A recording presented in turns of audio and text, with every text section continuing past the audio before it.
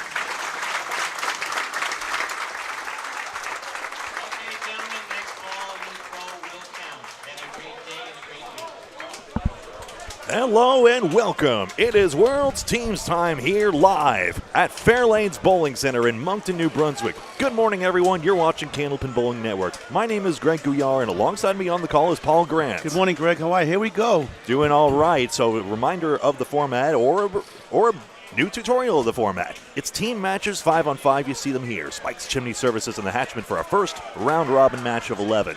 2 divisions of 12 teams, they play round-robin matches. Each match, if you know our Friday Night Pro League broadcasts, it's very similar. 2 match points per string, 2 for total, so 8 in all. Any ties split those points. And it's these match points that determine the standings.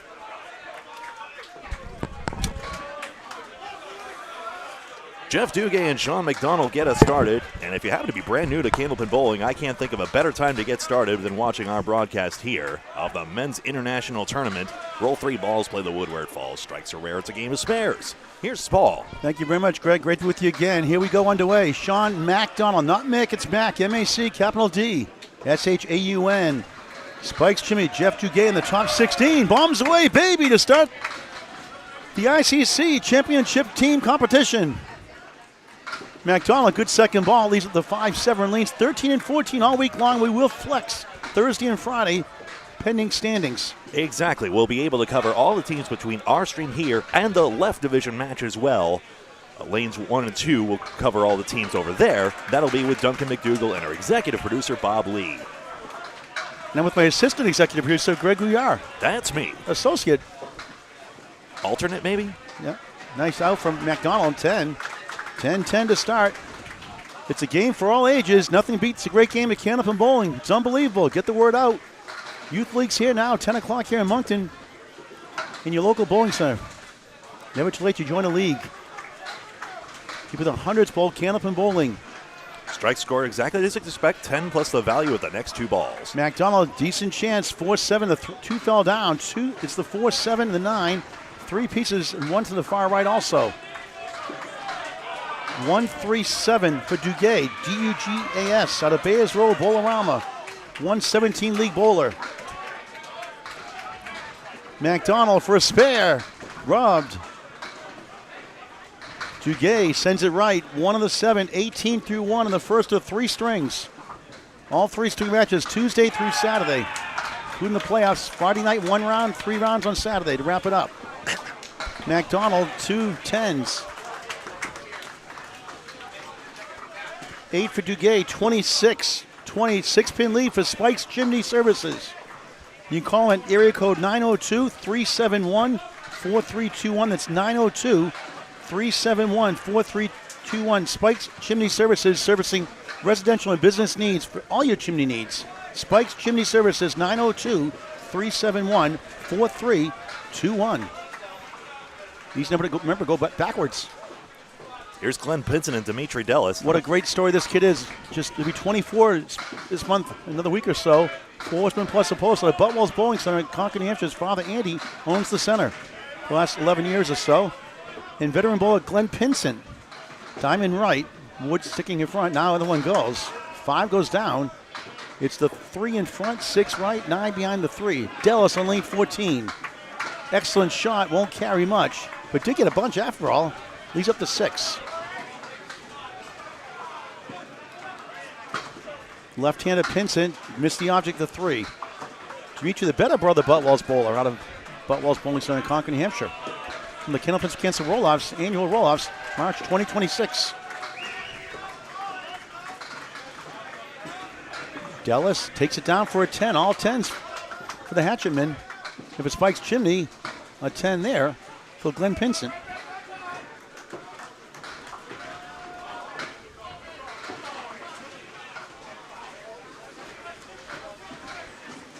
Glenn averaging 119, 30 years young. Round robin to start and then a knockout bracket to come that'll start late Friday and on Saturday. We're here with you all week in Moncton. Pinson, yeah, it's a thin hit on it, but a 2-4 pin results. Dimitri Dellis, 2-4-5.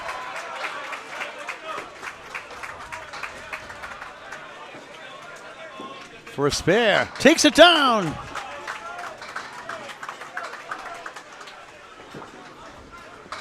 Pinson does the same thing, matching spares. Good start. There you go, 10 and a ball for them in the second box. Keep an eye on the yellow number on the right side of the scoreboard top right. That'll tell you how many open marks there are. So you see Spike's Chimney Services up by 6 pins. Ball aside, if one side starts getting more open marks than the other, that could swing things. 46-40. Spike's Chimney has the lead. Here's Aaron Habit out Western Mass. Bombs away, baby, strike. All pumped up. The middle bull is Donnie Cox with a 6-pack. Check his ID. 63 years young. Great guy. Kansas sponsored him as well in the past. Flops 4, 1 of the 3. Still bowling at a pretty good level, averaging 117. He'll take a 9. Donnie Cox was involved in the last 3-way tiebreaker we had for the singles competition. That was in 2023, the last time we were at Fairlanes. This year, we did not need a tiebreaker. Aaron Halberdell would love a double strike for the Hatchetmen. Captain Rich Lamoni. Bernie the captain for Spike's Chimney. Bernie Corbett for a double strike, yes! 2 bombs away, babies! 30-plus bonus balls through 2. And Donnie Cox is sending a message, another 6-pack.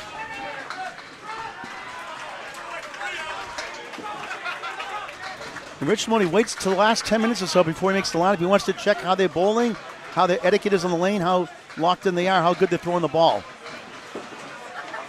Cox, that time, it's going to be an 8. 17 through 2, and now Spike's Chimney will have the lead.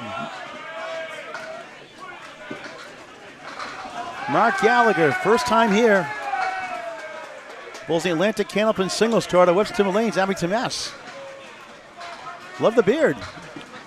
Does not play for ZZ Top either. Majestic. Yes.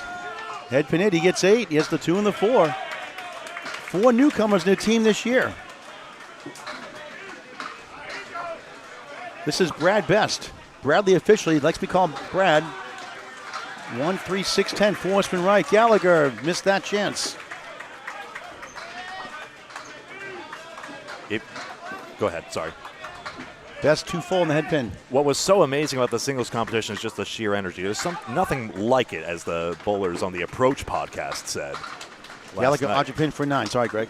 They'll have a proper audio release of that soon, I do believe, as Best takes an 8 there. And Bradley goes to the Oreo cookie already, or the Oreo soft cakester version of the Oreos. Middle cream, left the wafers on the outside for an 8.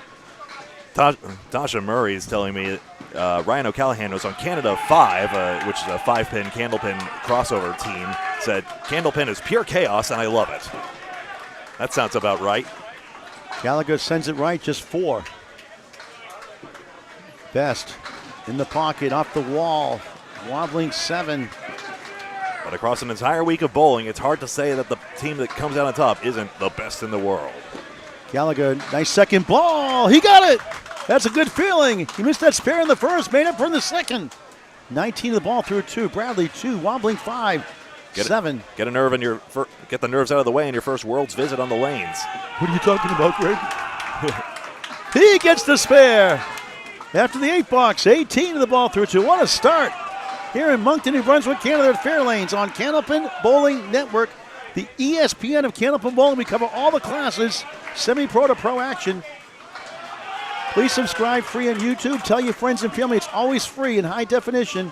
YouTube videos forever as long as YouTube is around. Forever, terms and conditions apply.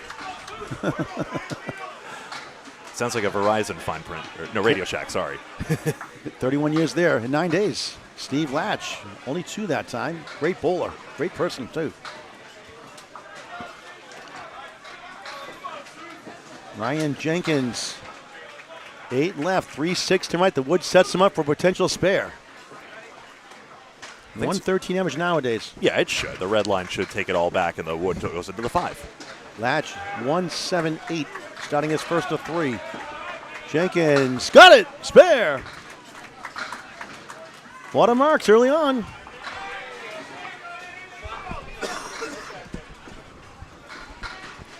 Latch gets an 8. Should be 7, in fact, with the 5-pin hiding. Excuse me. That's right. That's right. You got me. Usually I get you on that one. Yeah, that happens sometimes too. This is a pretty textbook wood shot for most pro bowlers, but you can see it there how both the flat wood in front and the diagonal wood, red line aimed at the 8-pin, allows Jenkins to take that out. I would just see if you were paying attention. Those hidden pins sometimes hard to see. We're up here in the DJ booth. Greg, do the sound effects, the scratch effects. Amy Gallagher's here. She's proud of Mark for that mark. Wobbling 4, 7, 6 right for Latch and a quarter whistle. That's a yikes. That's a youch. Put in the dictionary, Webster. Y-O-U-C-H. Yikes and ouch combined. So it's yikes and it's ouch. Oh, I actually went to say yikes and ouch one time. I said together, so I said youch. So I just kept it as a word. I totally meant to. And it's not even in the dictionary. Yeah. The crime. So a chance miss here. Hatchetmen have an advantage. Well, one of the 2 gets 1. Jenkins in parallel time. Rang the head pin around to the entire triangle number 6, 6, 9, 10.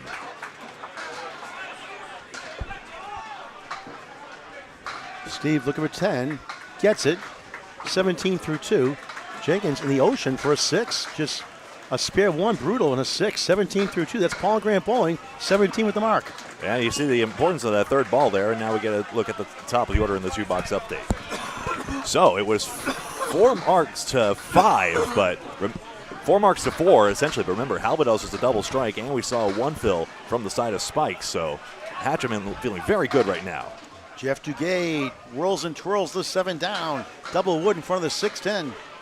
Sean MacDonald. He has 9. Looked like a setback leave, and a tap of the 4 holds. 2 10s for him to start. Jeff a spare 8 start for another one. It goes. 36 in the ball through 3 on Candlepin Bowling Network. MacDonald's turn. Oh, he got it from behind, I think. Let's see. No. Wow, it's unbelievable. He missed it from behind. It hit it. It wouldn't go. He was hoping for the reprieve, in fairness. And it still isn't there for a 9. 29 through 3. Oh, so close on this one. Very important. You hit the subscribe button. When you subscribe, hit the bell icon on your YouTube channel. If you do that, you get notified when we go live. We're going to sign off in between each match, right, today? Yes, that's right. So every three stream match, we're going to sign off for the second and third match each day. So please hit that bell icon after you subscribe so you get notified when we go live, so you won't ever, ever, ever, never, ever miss a ball when we go live. Never. Never. Never, ever, never. Jeff Duguay, only 4. He was great yesterday in the roll-offs, the singles. MacDonald goes left for 5. 8 and back. In front, 1-3. Behind the 1 is the 5. Behind the 3 is the 9.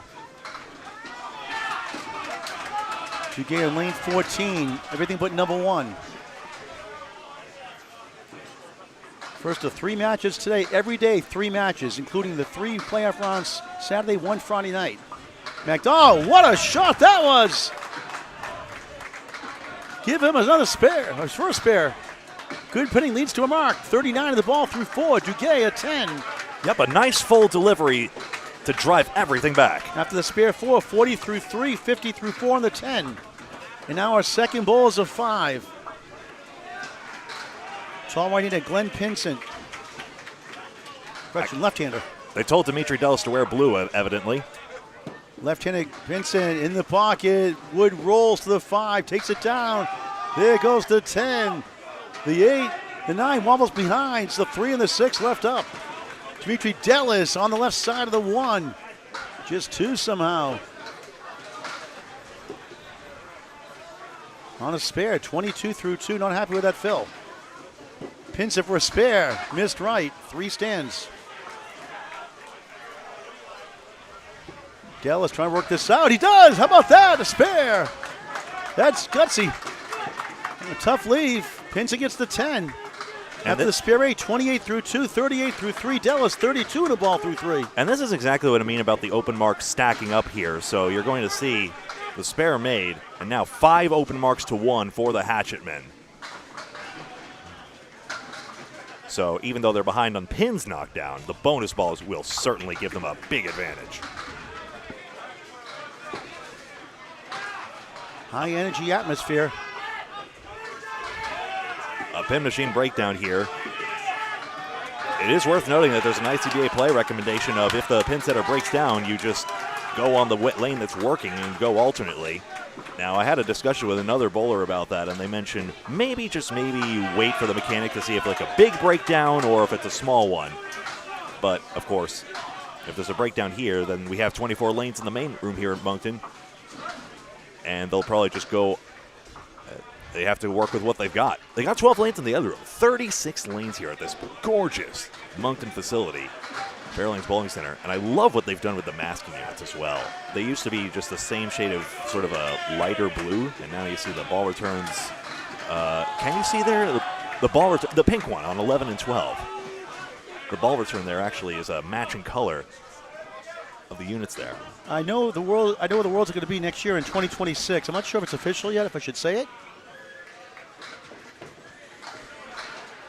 I'll get permission. I'll talk to Dave Barber and make sure I can ask him for official permission. I'll let you know later on. But it will be in Massachusetts. That's all I'll say. A tease, but thank you very much. Waiting for lane 13 to get fixed. This is Candlepin Bowling Network's presentation of the 2025 ICC International Candlepin Championship matches on YouTube. Mind if I chug some Timmy Hortons real quick while I... Sure, go right ahead. Chug, chug, chug. It's going to be a big week, and we're looking forward to bringing you all these matches. So every now and again, we'll have to take some breaks. Kim Bacon making the new brand new Bombs Away Baby shirts, my strike call. Available here at Fairlanes, wherever I stream live. Also the Candlepins for Cancer shirts and towels. A lot of sold this first couple days already. Limited supplies and colors available all week long. $25, 35 Canadian dollars this week for the shirts. Towels, 15 or 22 for Canadian money. Donations also via Venmo at Candlepins number 4, Canton.com. Candlepins number 4, Canton.com. An amazing $31,500 paid out this year to Candlepin families going through cancer treatments, more than double a record of any year. Over $103,500 overall paid out. Remarkable. Candlepins number 4, Canton.com, a 501c3 charity. Action resumes now. Well fixed by the Moncton staff. There's a nice ball, 9. And the woods have been so good. Here comes the wood to the 10, none enough on it. Tellis on the spare. Look at this, that's a youch.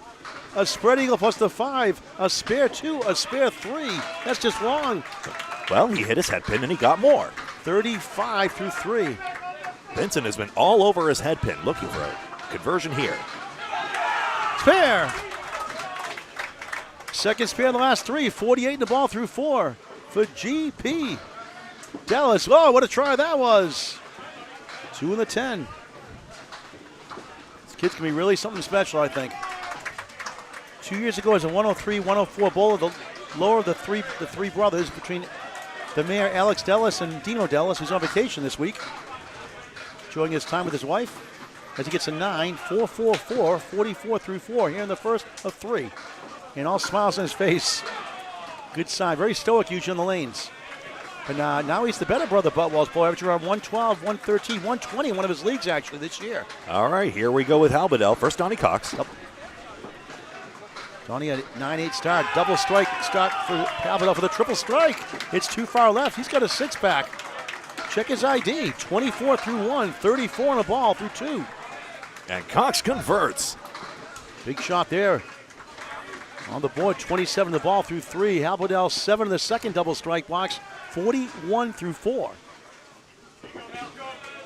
And nothing there for a 7, 48 through 3. The power of the double strike. Here comes the ball on 14 to take out that 7-pin cluster for Donnie Cox to get Spike's Chimney's services back into the match. 3-pin lead, 7-pin lead for the Hatchetmen, up to date. Donnie in the bonus. He goes left. He gets a bounce of 8. Not bad. 1 of the 2. Wood sticks around in front and back and on the side. 35 through 3. First of 3 strings. 2 points for a win, 1 for a tie, 2 for total. For the spare. Missed right. Blundered plank there, unfortunately. Halberdell for Horseman won't carry.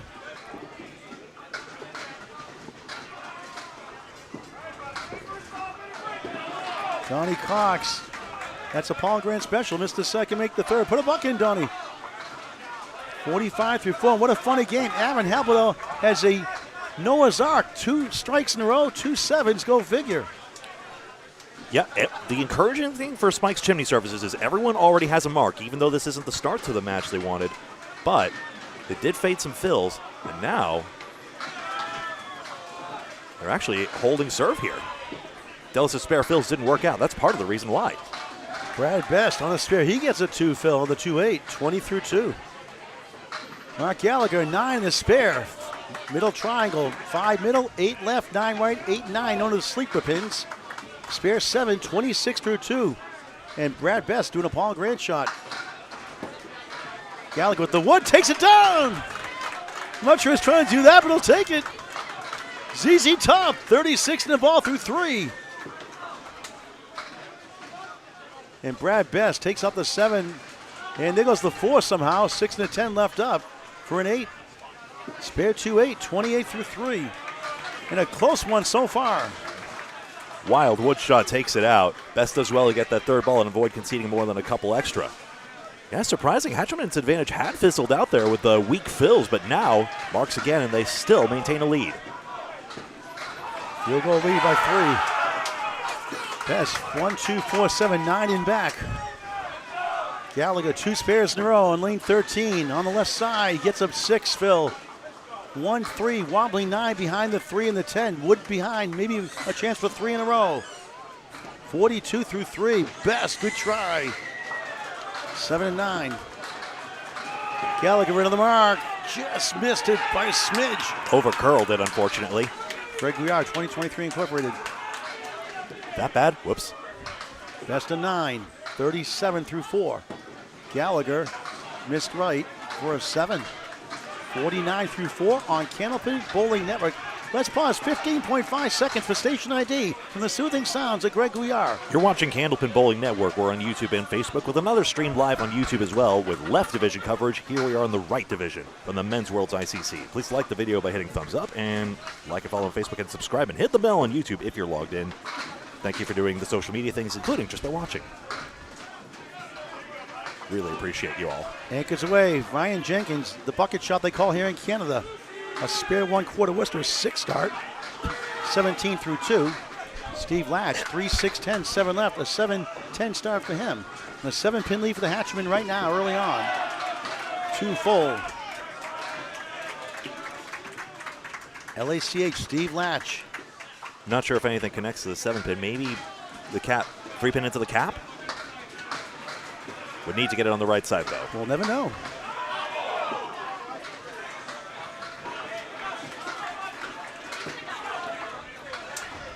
Eight for Steve. I'm sorry, 8 for Ryan Jenkins. 25 through 3. Now Steve. He gets 9. 26 through 3. Next, substitution policy, please, for our viewers. Now, substitutions, I actually have not confirmed this for myself. I believe it's moved to box 7 as the cutoff point. Yes, that's it. That's right. There used to be 5, but they bowled 2 boxes, so the thinking is do it every 6 boxes completed. Before your 4th visit to the lanes and not if you're on a mark. 3-2 split. Full format in the description, including that substitution policy as well. And a strike here. Latch eventually runs down the 5 and 10, and no split this time. On the board, 36 plus 2 through 4. Ryan Jenkins, brutal.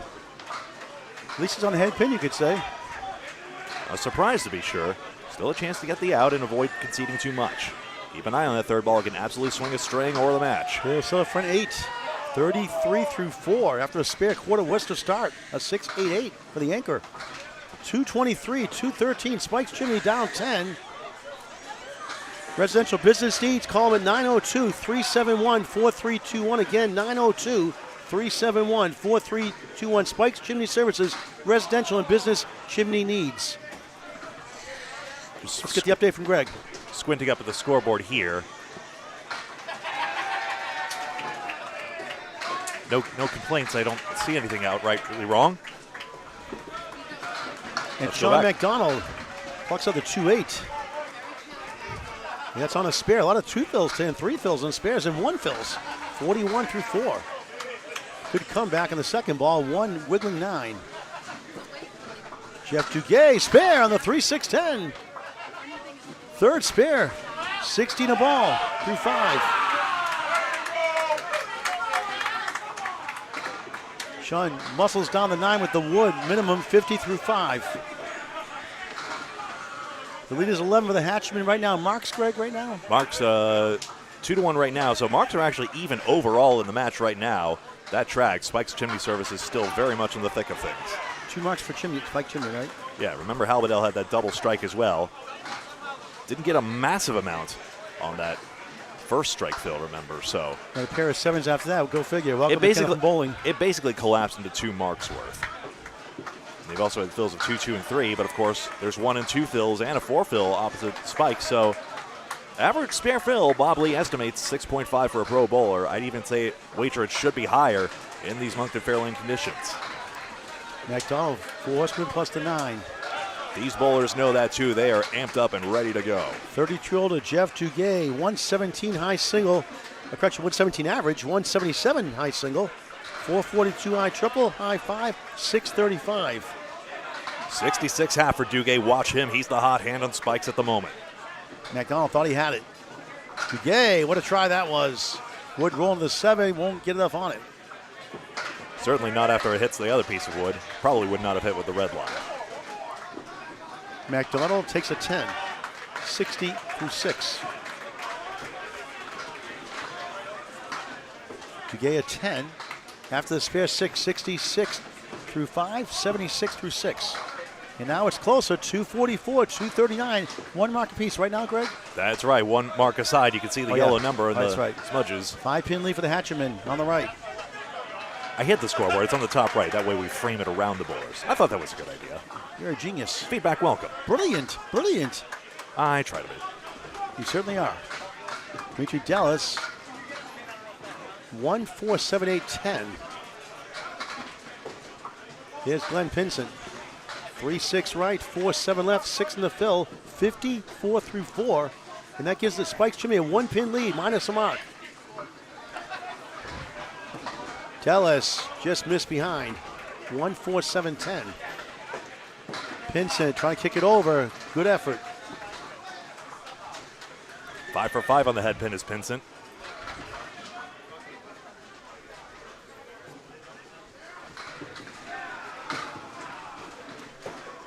$7 for Dallas in the 5th.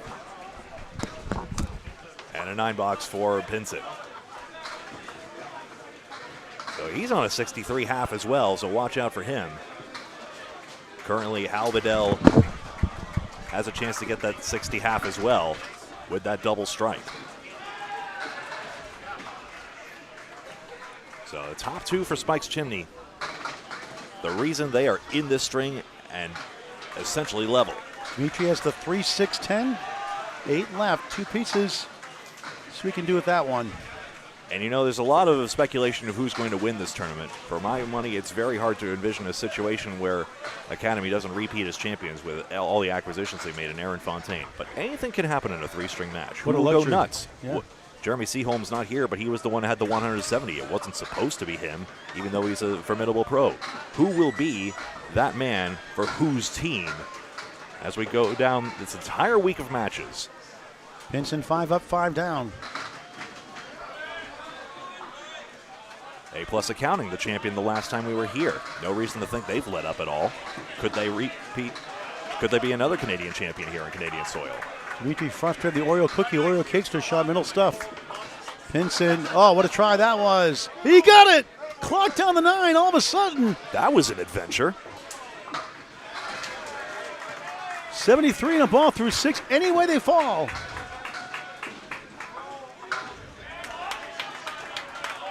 Back to 1 spare apiece. Dallas, nice out, 10, 61 through 6. The 2 fill and the 3 fill on the spares lowered his score. It's a 3-pin advantage right here. Stand by. I'll get that fixed up. Aaron Halbert out. A double strike and 2 sevens. And a quarter. Youch. Donnie Cox on the right side. 1, 2, 4, and 10. Aaron Halbedell out of Western Massachusetts. Rich Lamoni going from all over. And now a clean half Worcester. 55 through 4. Donnie Cox 45 through 4. He trying to steal the 1. But doesn't get the Pinson hit. May need to make an adjustment since he's leaving it light on the head pin. It's a valid ball if you are starting in the right place on the approach. Good bit by Halberdell. A 7. 3. He's got a full house. A double strike and 3 sevens. What a funny game. I can't remember. I've seen 7s full of strikes on the score sheet last. Donnie a pair of 10s. He's got a 9, 8, spare 8, 2 10s. 5's a while. 5, 5, 5. 55 through 5. And despite the head pin drought, Cox on a 55 half. That's resilient candlepin bowling. Now Halberdell gets 8. Wiggling 8 and 10. A sea of wood. Meanwhile, Cox 3, 5, 9 behind the 3.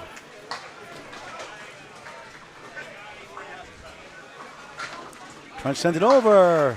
He will get it. Oh, fired up. That's a double strike and a spare. Wrapped around 3 sevens in between. And Cox gets denied by the wood on his. 72 to ball through 6. Cox takes a 9. 64 through 6 on Candlepin Bowling Network. Separate matches all week long, including the playoffs. So hit subscribe. Once you subscribe, please hit the bell icon on YouTube so you never miss a ball once we go live. 283, 278. Spikes Chimney up 5, but down a mark. In other words, a virtual tie. Mark Gallagher on the 3-9. Yeah, you could squeeze in. Rich wants to take some paparazzi photos of his own team. I feel like a champion up here. Well, I'd love to talk to Rich Lamoni sometime, too, if he could. I'll be here at some point. There is a... It's the only time we're on the TV. Rich Lamoni needs to focus on the match right now, but maybe sometime we could pop a headset on him and see. 1-6-10 for Gallagher. And what a try. He got it. Brad Best picks it up for a spare. And Gallagher takes a 9. Yeah, it's 2 marks apiece. Yeah, thank you very much to Fairlanes Moncton for providing this DJ booth, of course. That's where the national anthems and whatever that other song was got played from. I used to be a DJ in the 80s. That was one of the best moments. Like, Pete Wood accidentally hit the wrong track on the American anthem. You might have heard a crowd get a rise out of that. It's just a little moment of levity, because bowling is fun, even if this is a serious competition. Yeah, probably loosening the crowd up, the bowlers up a little bit. And that's how you bowl your best. It really all balances out. Best gets a 3 fill. He has a 2 fill and a 3 fill. What's going on with these fills today? 50 half. And we were even talking with Academy Lanes.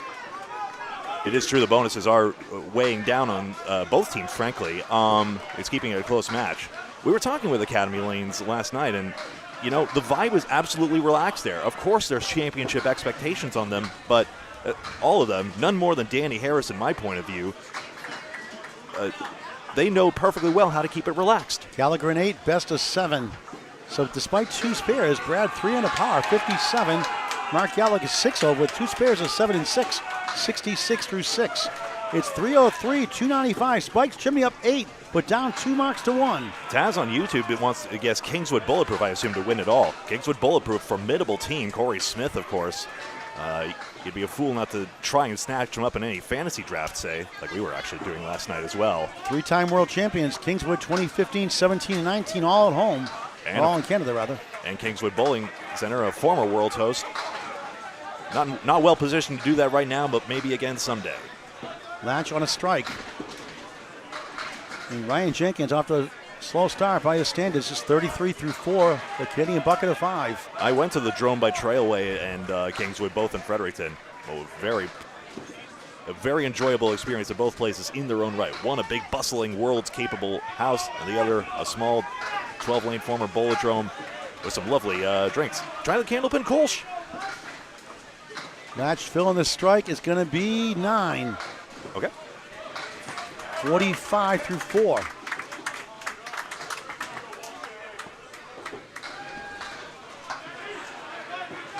Steven 9, 54 half.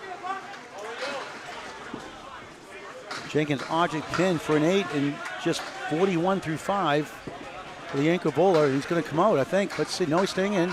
Another box to stay in. If he gets a mark, typically Jenkins is going to throw big balls, big strings, so they're sticking with them. It can be very emotional, very mentally draining. You get off to a bad start. They get a focus, reset. Easier said than done. Latch takes 8, 1 on the 9.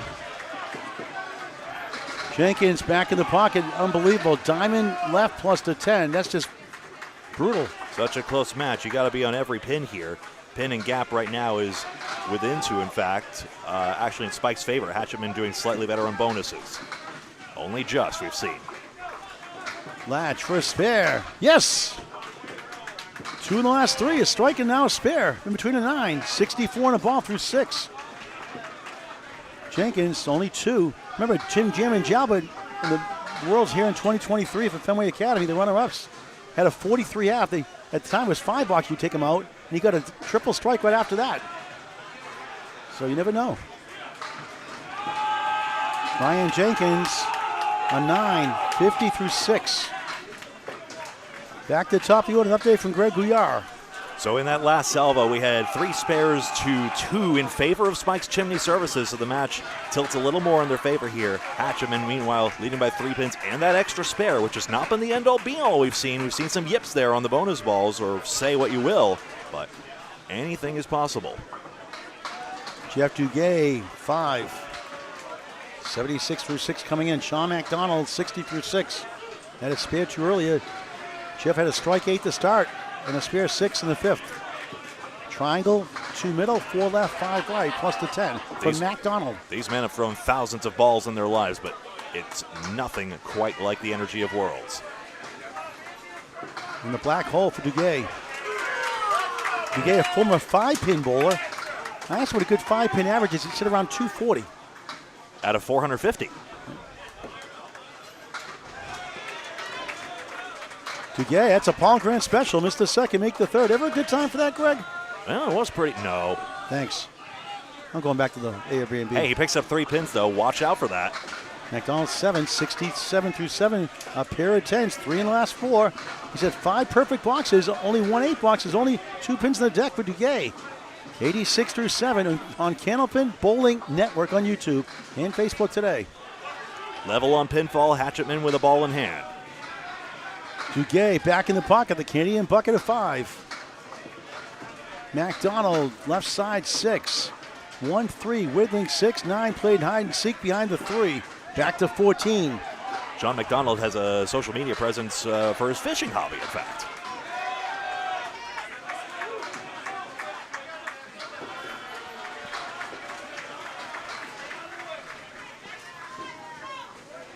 What a try. The 8, the sleeper's still there. Those go about 31% without wood. Stats by Candlepin Bowling Network. Very good bid and important pins. We got on the crossover side, and that's why it didn't drive through the back pin. MacDonald missed number 1. Well done to get the 6 all the same. Binning could tilt a match, especially when it's this close. 2 points for a win, 1 for a tie, 2 for total. 9 for Jeff Duguay, 95 through 8 in the first of 3 strings. Match 1 of 3 today. All days, Tuesday through Saturday, 3 matches. MacDonald at 10 for the second time the last 3 and 3 overall, 77 through 8. What's telling is that Duguay, every time he's hit his head pin, he's followed up with a spare, except for that check mark where he narrowly missed it. Hatchetmen lead 340 to 339, a 1-pin lead. 2 spares to 1 also on their side. So that shows Duguay is perfectly focused right now, right from the hop. Glenn Pinson is the only mark, a spare. 6, make it 73 to ball through 6 on lane 14. Beautiful ball, strike on spare. Big 20, 83 through 6, 93 plus 2 in the 7th. Rita Dallas on the head pin. Look at this one. Right to left, 6, 8, 7. A 61 through 6 start, a couple of tough spare fills, 2 and 3. One was an eagle plus. Good morning, David, and everyone in chat. Dallas, what a try. His brother Alex running for city councilman today. I still call him the mayor in Concord, New Hampshire. He pivoted. Dallas on to pin for 9 at minimum, 70 through 7. But again, watch out for this kid. Is that election today or yesterday, was that? It's today, Tuesday, November 4th, 2025. Here we go. Let's see who wins this race. Meanwhile, 10 pins minus a mark. Spikes Chimney. That big 20 by Pinson, as you said, Paul, gives them the advantage.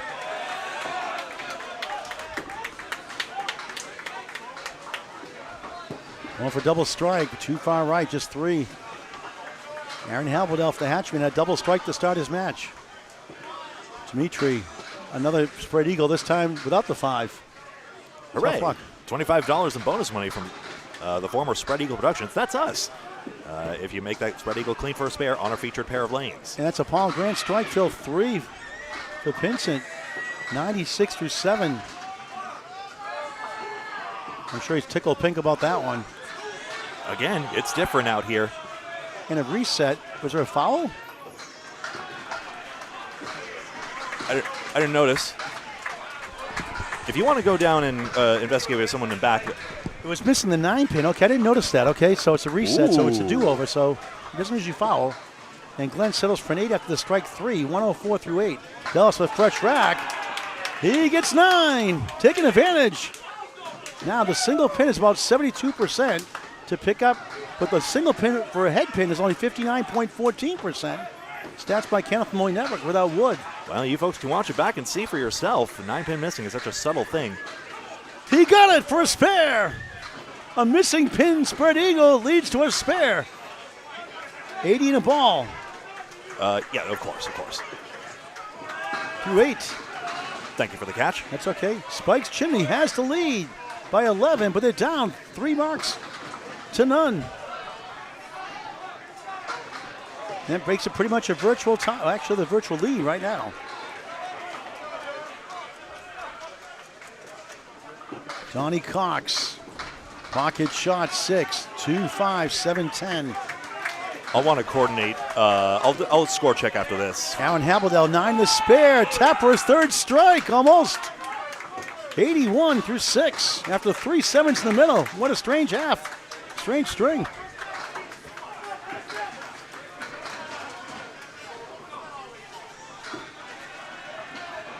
Will the 5 go? No.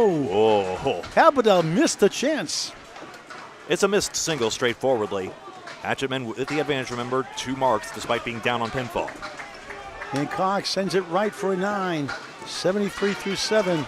Wasn't there for Habledell. Aaron, 9. 90 through 7. He's got a mixed bag this string for sure. Yeah, the pin loss is unfortunate, but 20 over your box, 10 a box pace. Still going for 120. That's perfectly good on the pro stage. Remember, it took 122 to make the top 32, a 122 average to make the top 32 singles last night. Funny crossover leads to a king, the bucket of 5. Habledell blasts the pocket. It's going to be football season, CFL in Canada, NFL in the States. 7-10 post. Cox 3-6-10. Other centers do it too. We've seen the silicone applied here, so pins will slide, but they will move. Habledell with the wood. The 7 goes, the 10 does not. How to treat a pin plate at best is a matter of debate. Cox takes 10. 83 through 8, third 10 of the string. The spare 8 in the third is only mark. Habledell, no go, I don't think. That's a 9.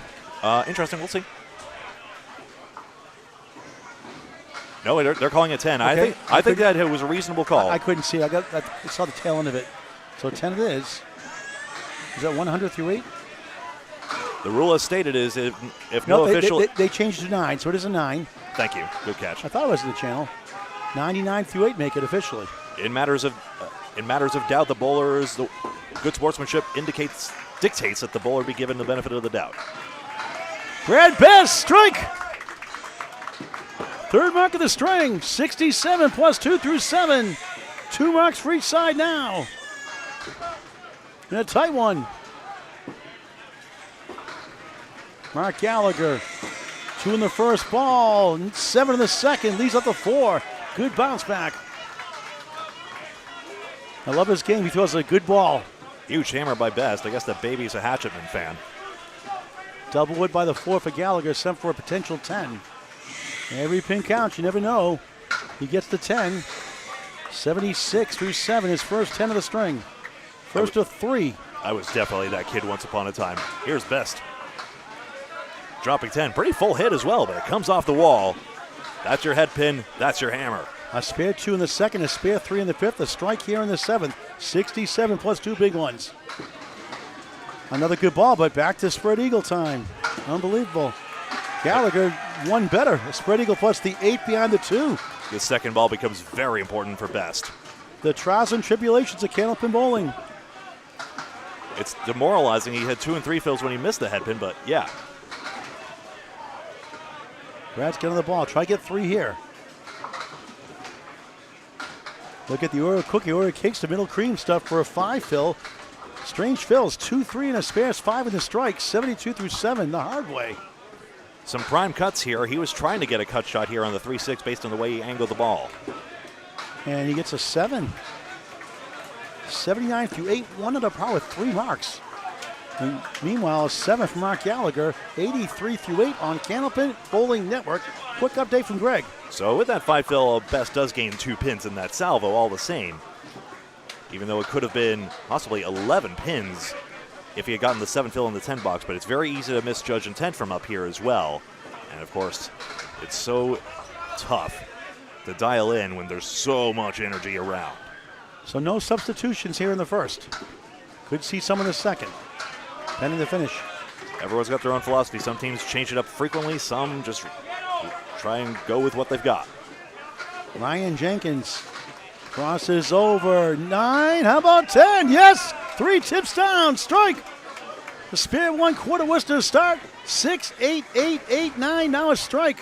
Needed that one. 60 plus 2 through 7 for Spike's Chimney Services. SCS. Steve Latch on the 3-9. On a spare 2, of course, another one of those. 66 through 6. The Phil fizzles, unfortunately. 1 in 5 chance. It's a drop of 5 more. 6 right, 4-7 left. Going for the 2 on the left is the prudent play.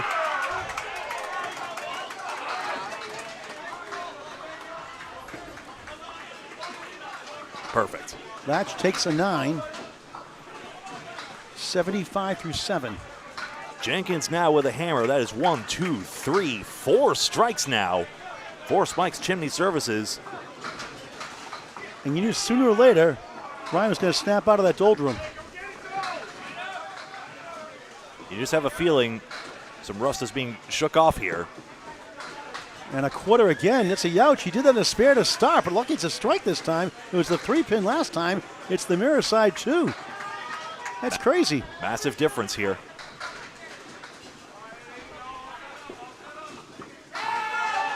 Steve Latch, 1-9-10. We're in the first of 3 strings on Candlepin Bowling Network Worlds 2025 ICC Team Championships. Day 1. A 2 fill. That is just a youch again, 2 on the strike. 62 through 7. And now Hatchetmen in a virtual tie. Latch an 8 with the ball to go. If, of course, Dellis can fill the spare. But if he can, he wakes up with a 20 box here. And Jenkins, a strike 2 and a 7, just 69 through 8. Frustrating.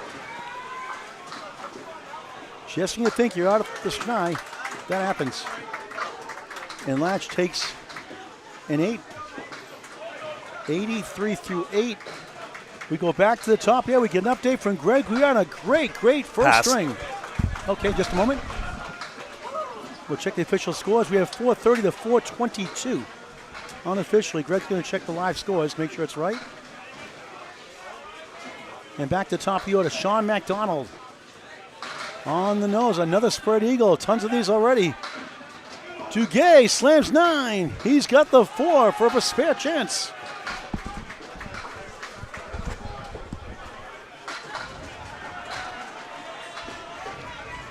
What a try by McDonald. 3 in the 10.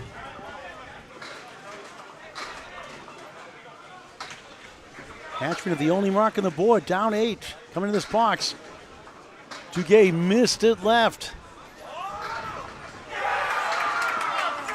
McDonald, nice 10.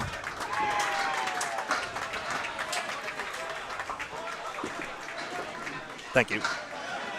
Duguay, same spot for a 9. Now the graphics are correct there. You see 104 through 9 for Duguay and 87 through 9 for McDonald. Back-to-back 10s for Sean. He's got 4 in the string. A spare 2, his only mark in the 4th box. Duguay 104 with a strike 8 to start, a spare 4 and a spare 6. Lead up bowlers finish up their first of 3. Match 1 of 3 today. Duguay, this time a strike. It would have been a good fill. 114 plus 2 in the 10. Bookend strikes. Oh, but Spike's Chimney services now in front for sure. McDonald right back with a spare of his own. Or are they? 97 of the ball in the 10th. What a wild first string. Some crazy boxes, crazy fills in the wrong direction, but boy, it's been tight. 7-pin lead for Spike's Chimney. I'll check the update in a minute. That's the replay. Hold on. Yep. It is 7 still. 2 marks home for the Hatchetmen, a virtual tie. This is awesome. Spike's Chimney Services, 902-371-4321. 902-371-4321. Business and residential chimney services. Scores confirmed. McDonald 5, 102 opening string. Jeff Duguay on a strike, 4. Still loading it up. Spike's Chimney ahead. The strike fill will pressure Dellis' spare fill by Duguay. It's a 7 in the strike, ends up with a 121 opening string for Jeff Duguay, the 117 league bowler. Finishing the top 16 yesterday in the singles knockout. 121 for Spike's Chimney. They have the lead by 9, put down a mark. 456 to 447. 8 box to go before the middle string. Perfectly pro performance by Duguay, as Mitchell in chat could have told you. He's familiar with his 5-pin prowess as well.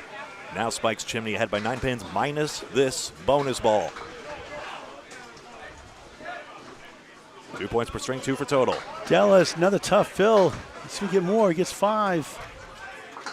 Fills are killing him. 2, 3, and 5 on spares. 85 through 8. Glenn Pinson sets him up. 3, wiggling 6-10. Wood in front, wood angled in between the 3 and the 6. Brad Best also has fills of 2, 3, and 5. Prime cuts. Dallas missed left. 1 of the 3. Pinson. Oh, spins away from the onto the 3. Twirled the wood. Bad luck, maybe slight miss. Dimitri an 8, 93 through 9. First time in the Worlds. 2-pin pickup there for Pinson. 114 through 9. His second 10 of the string. He had a spare 8, a spare strike 3 combination earlier. The lead is 466 to 466 for Spikes Chimney. No marks on the board. Hopefully I'm not sounding too much like the Pins lawyer in court here. I know they have some very harsh opinions on it. It's so easy to be just a little bit off your timing and be just a little bit off your spot, and the Pins punish you brutally. Dallas on the right side comes back for 7. 1, 2, 8 behind the 2 at chance. Pinson first strike, they go! Second strike of the string to go with 2 spares. 124 and a ball in the 10th. Spikes leads by 2 marks. Dallas can respond with a 1-2. And an 8, excuse me.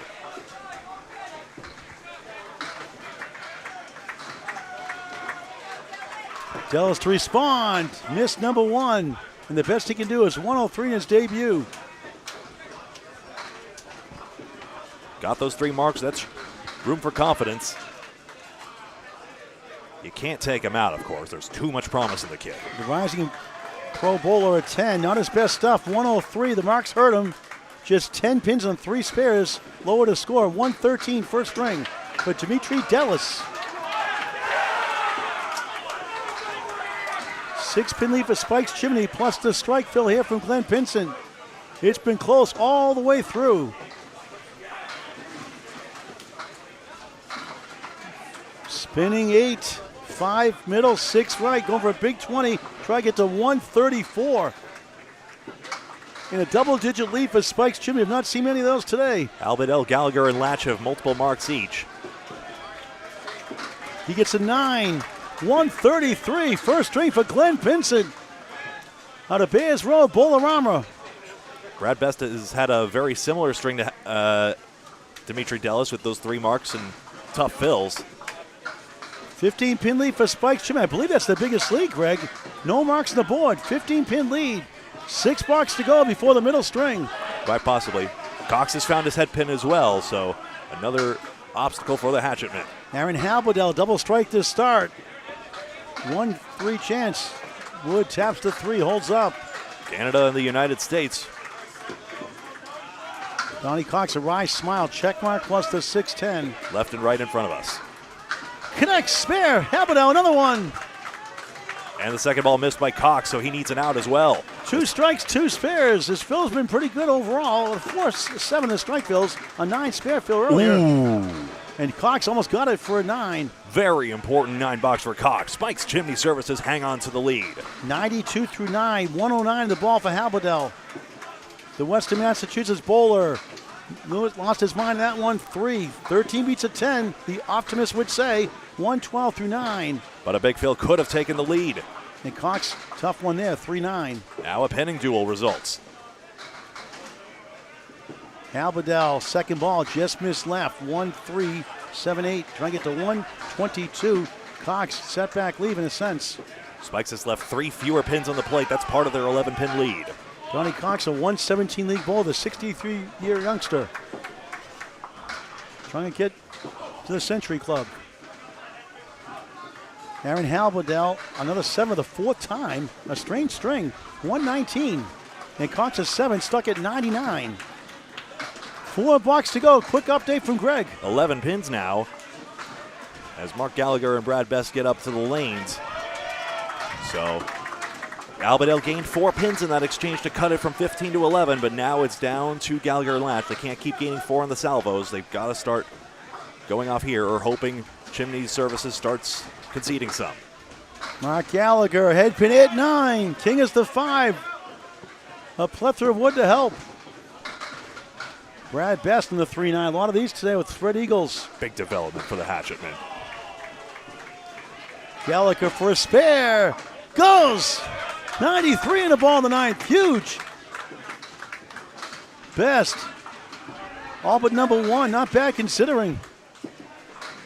Wood trying to get to the 1. Not enough on it. Couldn't find an electric charging station. None available. Even here? Maybe more here. I like the hybrid better. No plugging in. 9 for Best. 88 through 9. Here we go. It's a 10-pin lead for Spikes Chimney. Gallagher can tie it here with a big 20. In which case he would have the lead and Best would have to respond with a mark. Yes. Or put it down his anchor Jenkins. Gallagher hits the pocket. It's 7, 2, 9, 10. Left to right. Can he helicopter it over? 100 through 9. Best. Chance 2 in the 4. It's down to 3 for Spikes Chimney. 5-10, 5-07. Gallagher missed the object wood and to the left. Now Best can help push lead back up potentially to double digits on lane 13 here in Moncton and Fairlanes. Spare! 98, the ball in the 10th. 3 spares and a strike. Parking lot, you have to keep the blocked off areas open for the liquor store. Uh-oh. Gallagher, the ball bounced away from the 10. 9, 109, opening string. It's a 4-pin lead for Spikes Chimney. Brad Best, a spare to push it higher. Someone getting a parking warning, but in any event. Hope it's not our cars. 121 and 133, I see it up there for the first 2. It's a long walk to Massachusetts. Here's the bonus ball. Best head pin hit 7. Gives him an 11-pin lead. 8 under his average of 113. 527, 516. No marks on the board. It's down to the ankle ball as Steve Latch will probably need 2 marks. 1 minimum with some help. And Ryan Jenkins, 69 to 8. 83 for Steve Latch. Standing room only in the bowling pit. Here we go. Latch, head pin hit. Strike! Unbelievable strike of the 9th. Staying alive for 2 points. 93 plus 2 in the 9th. Still, if Jenkins can nail this head pin now, that might negate that. His bonus balls have been in trouble in the earlier part of the string, but no time like now. Can he get it? He missed it. Still a mark in the 10th. Could take it for Spikes, but Latch is ready to go on the strike.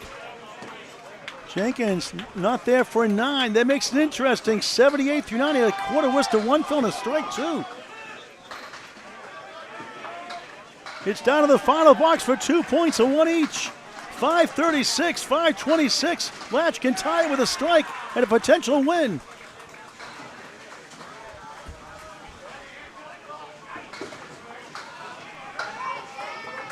Steve, right side, 5. He'll need a mark, probably more than likely. He's getting the ball, actually. Hold on. Jenkins powers the pocket with tough time for a split. 6-10 right, 4 left. Unbelievable.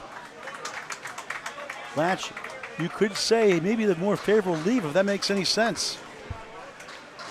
Maybe so. Requires a fullish hit on the head pin, but enough to take the 2 and 4 as well. Big ball coming up. It's 8. It's down to 2. 101 through 9.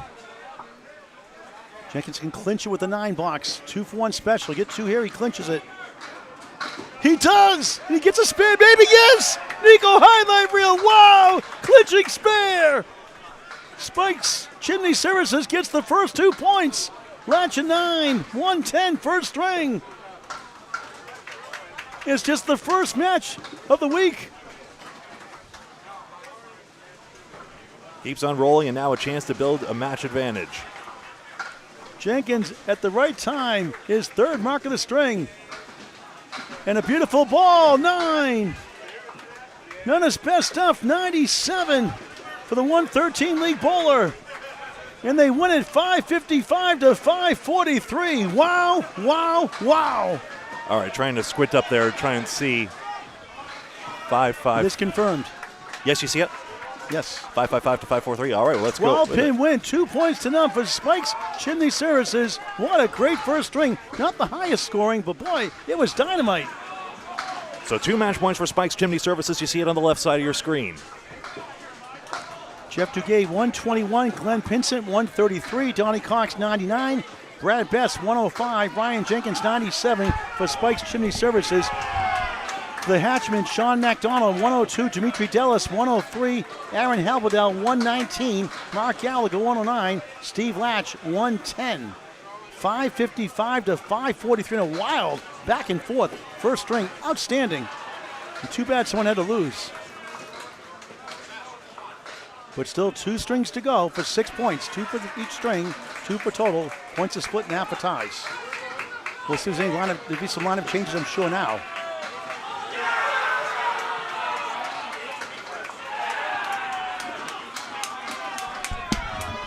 It looks like Dimitri Dellis is coming out. So I'm surprised by that one. I thought he. So that hopefully that won't hurt his confidence. He's young and a bright future. But it gives that's Logan Gingras, right? And Mark Gallagher, I see, taking his balls off the rack as well. Yes, Logan's run. Logan Gingras will step in the leadoff spot, his first world appearance. Is that John Alosa moving up? Let's see. John Alosa from the 4th spot. So Sean McDonald drops from 1st to 2nd. Aaron Halberdell remains 3rd. John Alosa Butwell's Bowling in Concord, New Hampshire 4th. Steve Latch 5th. All right. Shall I take a turn? Yeah, now with the play-by-play, Greg Gouillart. Logan Gingras on the right side. I may just need you around just to make sure I'm seeing all the substitutes, if you please. Yes, absolutely. Otherwise, let's take it from here. And if you'd like, I'd like to get scores of other matches if we can find the good pictures if you want. I'll watch my messenger for updates as well, just in case anyone has a 3-2 split for Duguay. With that 121 start as part of that victory for Spikes. 12-pin win. Team USA is happy. Down the middle, 2-3, 4-7. And 1 fell down. 3 on the right side for Duguay. Headpin spilled out, you said? No, the 1 pin fell on the right. For Logan, a 6 fell down. All right. Same spot. Logan, an extra lane shooter sports bar. Great ownership from Rob Ficarra Sr. What a great job they do there, top to bottom. Wasn't that fun? And that's already just one match of the 11th. I know. Really, 33 strings they'll be showing you. 10 for Duguay to start his string off. And that is a 1-pin gainer. Gingras gets his out. So keep an eye. There's a total and a game column now. Total pinfall awards 2 match points. Each string awards 2 match points. Any tie simply split the points. We do not have time for 1-string roll-offs right now. But during playoffs we might. That would be something. Absolutely. We came that close to it during 2023, but it was an epic match all the same. Academy Lanes, your defending champions. No headpin hit there as a headpin fell behind. 2 splits here for both. Duguay, 7-10. We've seen it. 7-10s would have gone with some frequency, and if this wood settles up front, it did. There is a slight little ridge. It's a shallow ridge between the pin plate and the lane, but it did turn the wood. His try. Uses the right side wood. Nothing comes left. Gingras. 3 and the 4. 7. You were hit. 6 and 7. Wish there was more streaming in Canada. There was a lot of talent we are just now seeing. I've been asked to come here 3 or 4 times, but logistically we're just trying to work out details. Hopefully get up here sometime, Greg, for the Bernie Corbett asked us to come up here sometimes. We'll see. That'd be amazing, of course. 12-hour drive. We would happily come up here. That's Sean McDonald now into the 2nd spot. Glenn Pinsent presumably returning on lane 14.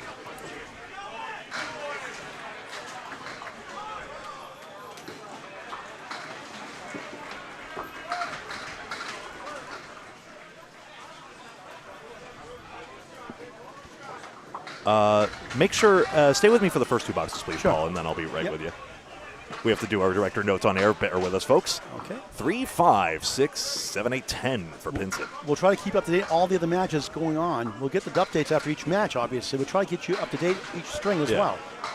And high scores. MacDougall, the 5 and 9, as Hatchetmen looks to come back in. These match points determine the standings. Spikes Chimney Services has the first 2. 2 divisions of 12. Oh, close for Glenn, but nothing comes to the 7. Sean MacDonald. 5 and 9. I think the wood carries. There's pieces back there, so this is wired and a spare to start. The Fishermen, 10 and a ball. Just a great first string, wasn't it? I mean, the fact that we already just had a 12-pin win, I mean, it could have been single digits just as easily as well, but already the drama right here. And believe me, when we get back to playoffs time, just like we did yesterday for the singles, the atmosphere is going to be electric once more. 9 for Pinson.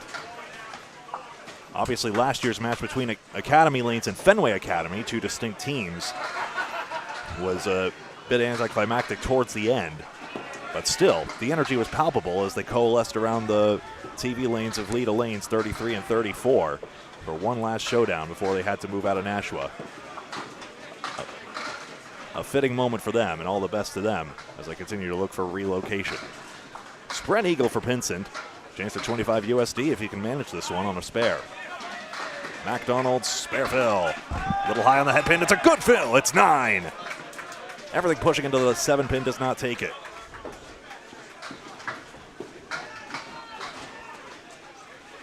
Break for the Hatchetmen here. Guys, it's 50-50 time. The girls are going Pinson around 2 full on with the tickets. object. Tough break here. 2 punches here, and now he needs an out despite his accuracy. John has a trivial cover. 19 and another to start it off.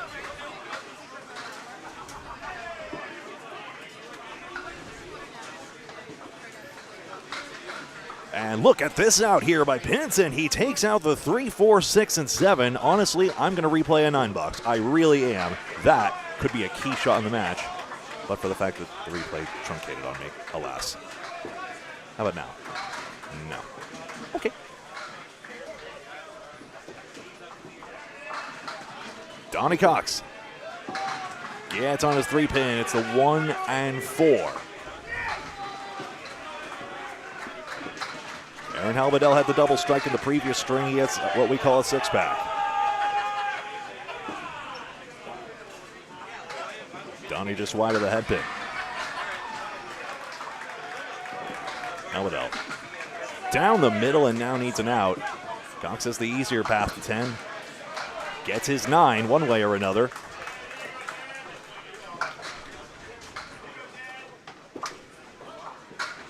Aaron's out.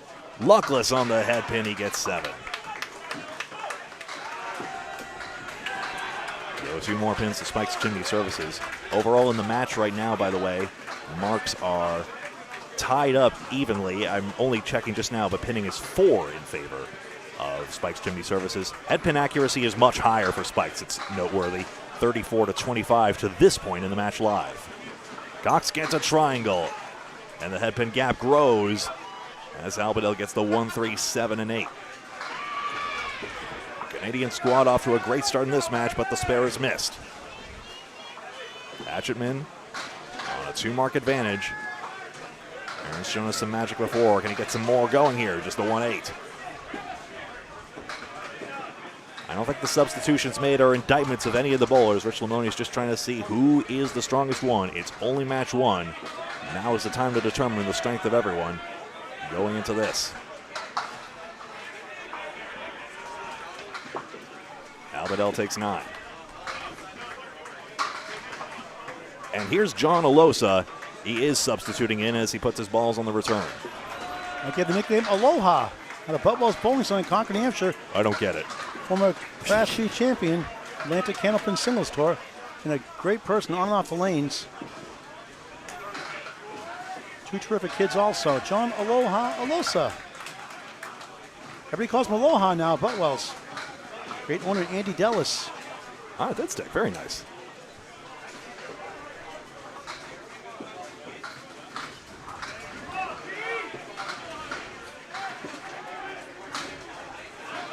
Just looking at the top 32, Matt McPhee, how about a 711 yesterday to top out qualifying, but then Chris Merrill broke his heart in the first round of the playoffs. That sixpence got to get over, thank you very much. Best has a spare leave of the 10. Alosa right into the game, and he's got the same 10. Mitchell substitutions mid-string are absolutely possible here. Great comment. It can happen here. It can happen before box 7 and not on a mark, as we understand. We also did say the bracket would not be reseeded, and then suddenly it was, to the bowler's surprise as well. Spikes does not get this 10-pin here, giving Alosa a chance to convert. He does! And another one in favor of the blue team. Wood's still uncooperative, and Best has to settle for 9. Hatchetmen ahead by 8 pins and 2 open marks. Remember to keep an eye on the yellow numbers to the right of the scoreboard so that you're always in the know. 24 lanes, 2 divisions of 12. We have left division coverage as well available on YouTube. Candlepin Bowling Network on Facebook and YouTube. Please keep liking the video as long as it's your pleasure. And make sure you hit the like button an odd number of times, hey? Our next match today, Central Park Lanes East Boston Mass taking on Able Evolve Realty. Our schedule next match. 5 tips into the 4 for Best. He's got another leave. If I'm reading that right, Greg, it's hard to read this smudge. We didn't get the actual printouts. Yeah, I got the right-hand side. I'm sorry. I didn't take a good enough photo of that. I apologize. So Central Park Lanes Able Evolve Realty. Our next match, our middle match with 3 today. Best gets the spare. He's opposite that 12 box in the first. Although it's a good bounce-back ball. 5-pin takes nothing but itself. We have Outlaw Rides, our final match today. They'll be taking on Bears Row Bolorama, our final match today. It's a question of who's going to get these bonuses on the marks. I can just sense Alosa 10. I'm going to take a look here at that statistic right now. Fill average for these bowlers is 5.7 for Spikes and 5.8 for Hatchetmen. That's spares and strikes combined, so they'll definitely want those averages to be higher going forward. Thin on the head pin is Jenkins at a 97 start, but had his 3 marks, so he absolutely can go upwards if he can hone in on the bonuses. Latch wayward on the first ball, but he's got an intact cluster of 7. East Paul Grant's on Greg Gouillart, Bob Lee and Duncan MacDougall on said other stream.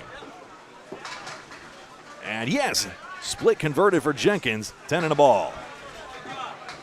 So we get to see immediately if the effective third ball of box 1 is just as good. Latch, good bid, but no 5-pin. Hard to see how that 5-pin didn't go. Maybe the ball was thin in there. It's just being on your object pin gets the pins and avoids conceding too much. There is defense in this bowling, I would contest. 11 matches of round-robin play and then a knockout bracket to come, starting on the last match of Friday, approximately 3 p.m. Atlantic, 2 p.m. Eastern, etc. And then they'll probably have to calculate, but so it'll probably be later. And then all day Saturday, the final 3 rounds of playoffs. I'll explain that format in a moment if I get a chance. I've been known to break that promise before. That 5-pin went a mile and a half. Oh, sorry, should I say meters and a half? Kilometers. Yeah, something like that. Well, that is the fattest single pin you've ever seen. I remember Bob Whitcomb had that during the 9-pin tournament, so it was like a big single pin he just had to aim at. Jenkins gets it to go. Well, I called it a single pinner, didn't I, on the score sheet? Back-to-back spares. Latch the so-called setback leave. Sorry to Corey Smith's friend Ryan for not giving you the credit sooner. The piece of wood that just never does anything ever. Never, never, ever, never. Ever. Never, ever. Never. Someone's going to nail you on the double negatives one day, Paul. I'm positive about that. It reminds me of that smartphone game, Not. That's a maddening reflex test of like, don't not go to red. Anyway, those are totals you see on your screen there. 1 pin and 1 bonus ball for Spikes in their favor. Marks from Best and Jenkins. Juxtaposed against the marks of McDonald with the 9 fill, John Alosa had the 12 box, and McDonald 1 to fill. How about don't you just love Candlepin Bowling?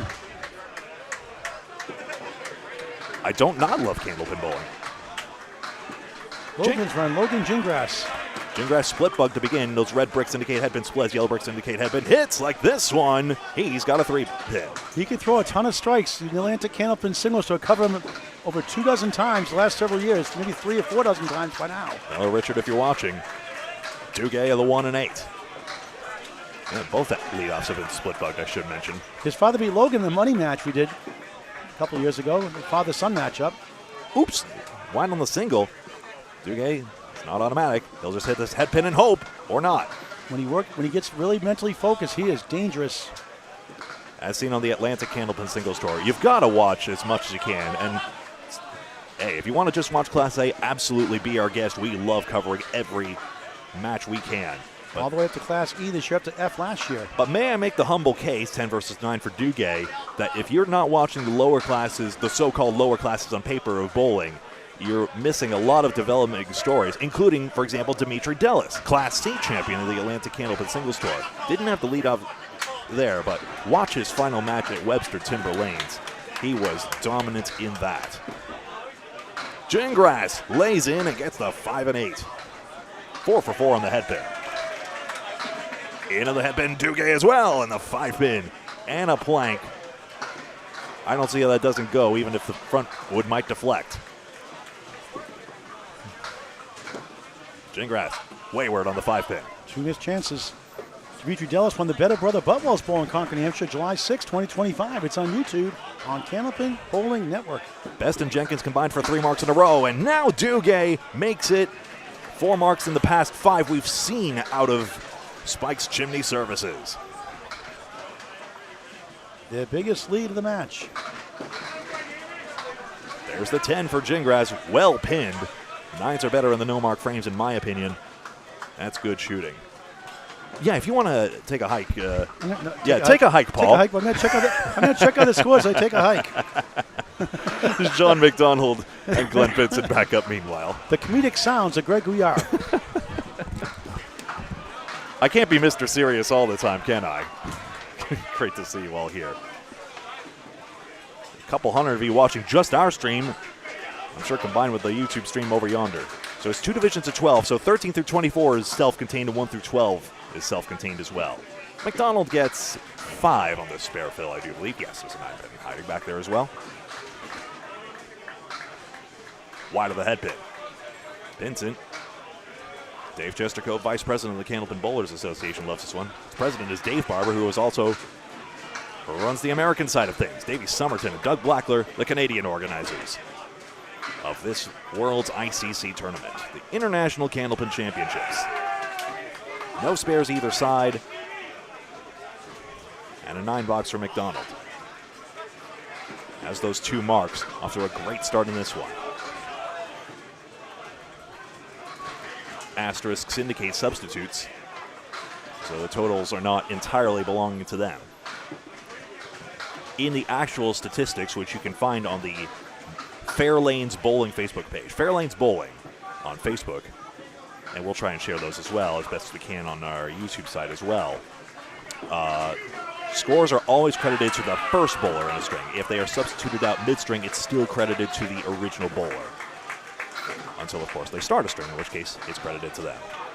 Our understanding of the substitution rule is it's now changed to before box 7 and not on a mark.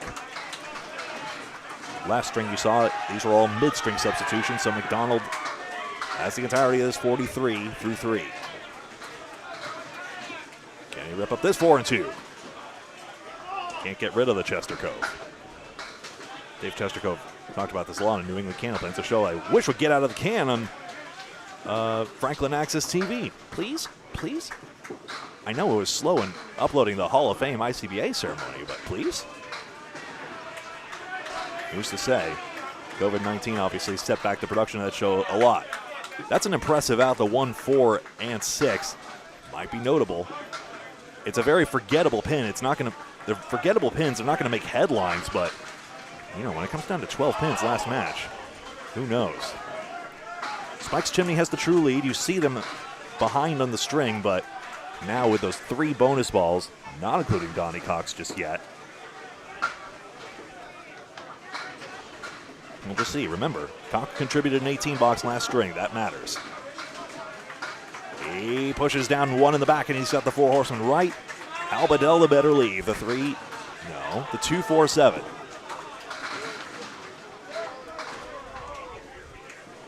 His try.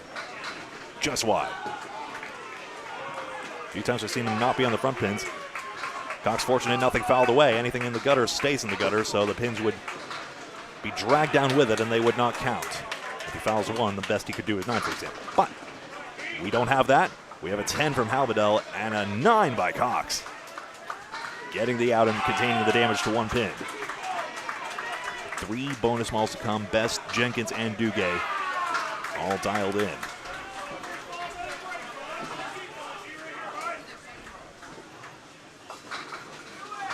Albadell the 6, 9, and 10. A better leave here as his opponent takes out only a triangle.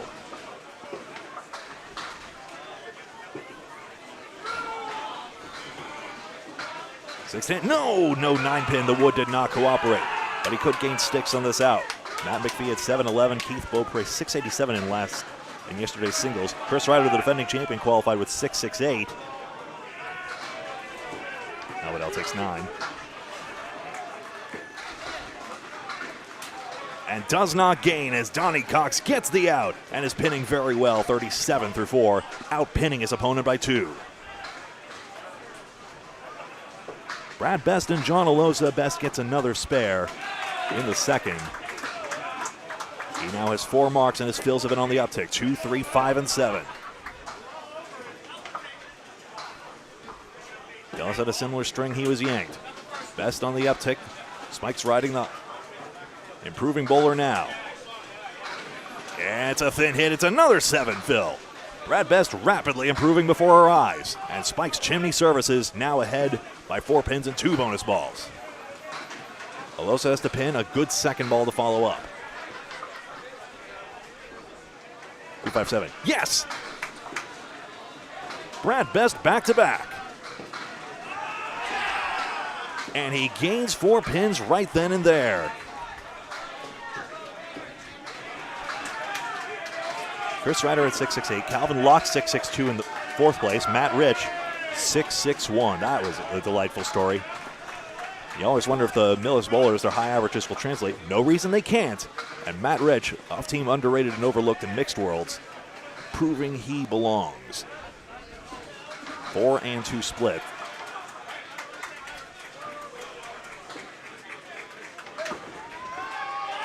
And Troy Fournier and Mike Brown provided a thrilling semifinal for us. 4 and 2 split. Alosa leaves it light again. Ins and out. Best after the 7 fill. Gets 2 more, but not the 8 pin. Again, running 7s, you absolutely can make a living on that. Alosa, too bad. Another 6 box, this time with 2 accurate shots. He concedes another 3 to Brad Best. 52-34 in that comparison. And Spike's Chimney Services pulling ahead. Now ahead by about 5 marks. Consider the 1 spare there. And the pins gained as well. To the anchor, Ryan Jenkins, speaking of hot hand. Steve Latch, 110, a solid string previous. Now a lot of weight falling on his shoulders. His shoulders wind and deliver, and he's got a 3 and 2 split. Jenkins gets his head pin thin. Those 2 back pins are both wobbling, and the 6 teeters eventually. 18 again. Now bonus consistency starting to appear on Spike's side of things. It's now 6 splits already in these first 19 boxes for Hatchetmen. That's part of the problem.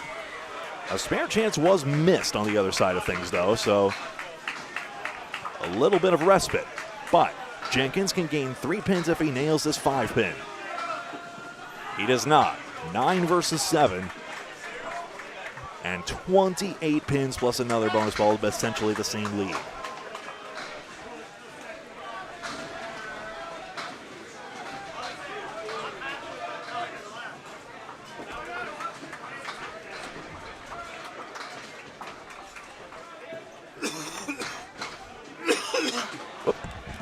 You all right there, bud? split here. 3-2 split for Latch. Let me watch this first ball, and then I'll tell folks all about it. Spilling out pins is Jenkins. Wood does not take out the 7-pin. We'll watch this out, and then I'll ask for an update for Paul, but instead of my score update. How about that? Sure. Marks are 2-0, and perhaps 3-0 for Spikes Chimney in that last visit there. Latch has little chance of that split, and the chances miss, so it is 2 marks to none in this exchange, plus some pins picked up surely. And Paul, I'd love to hear the update from you. Team USA was 4th last year, edged out Graf and Florin 572 to 564. These are left room scores. 128 for John Starnock, new co-host of Ripping the Rack podcast, free to subscribe on YouTube. Sean, rock, paper, scissors, Sears, a 157 to lead his team. 2-0 for Team USA in that first match. Maybe we'll see them again in the playoffs. Who knows? You see the scores on your screen here, 30 pins plus a bonus ball for Spikes. Maria Subs 557, Canada 5 491. Matt Schultz led Canada 5 with a 120. 557 for Maria Subs, led by Sean Baker, a 132. Scott Douglas, a twister, at a 123.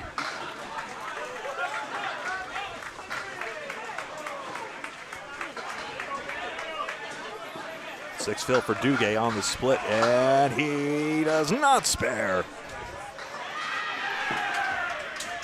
Gingras, good ball with no 5-7.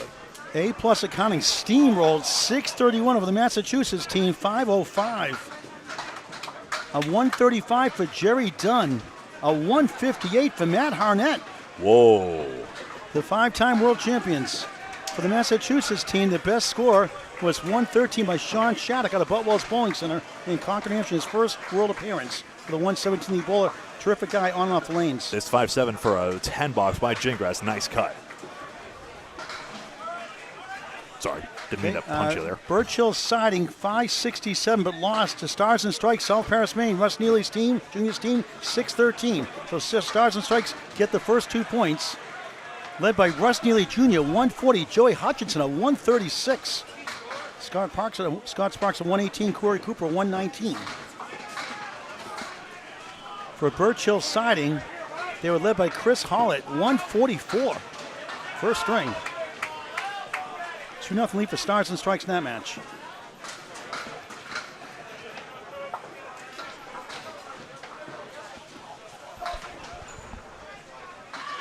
Last 2 years runner Fenway Academy kills the first string, 630 to 532 of a Kingswood Bulletproof. A surprise there. Kingswood's best score was 108 by Corey Smith and Justin Jones. Actually, Devin Brooks, the real deal, at a 111 to lead the team.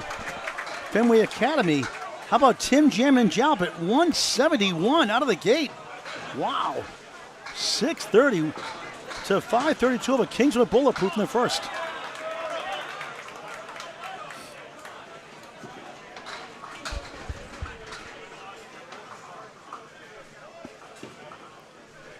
"37 pins up as Spikes Chimney Services. Clint Pinson pinning very well as part of that.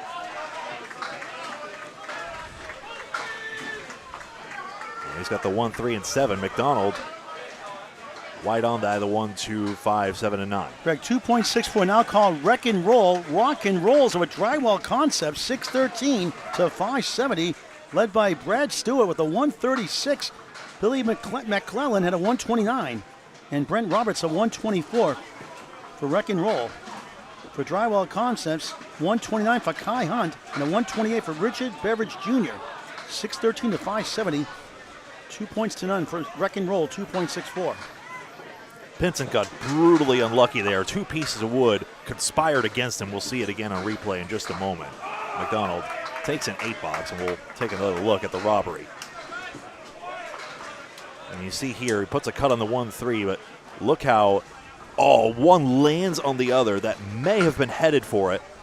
See if we get another look to see if it was actually on target.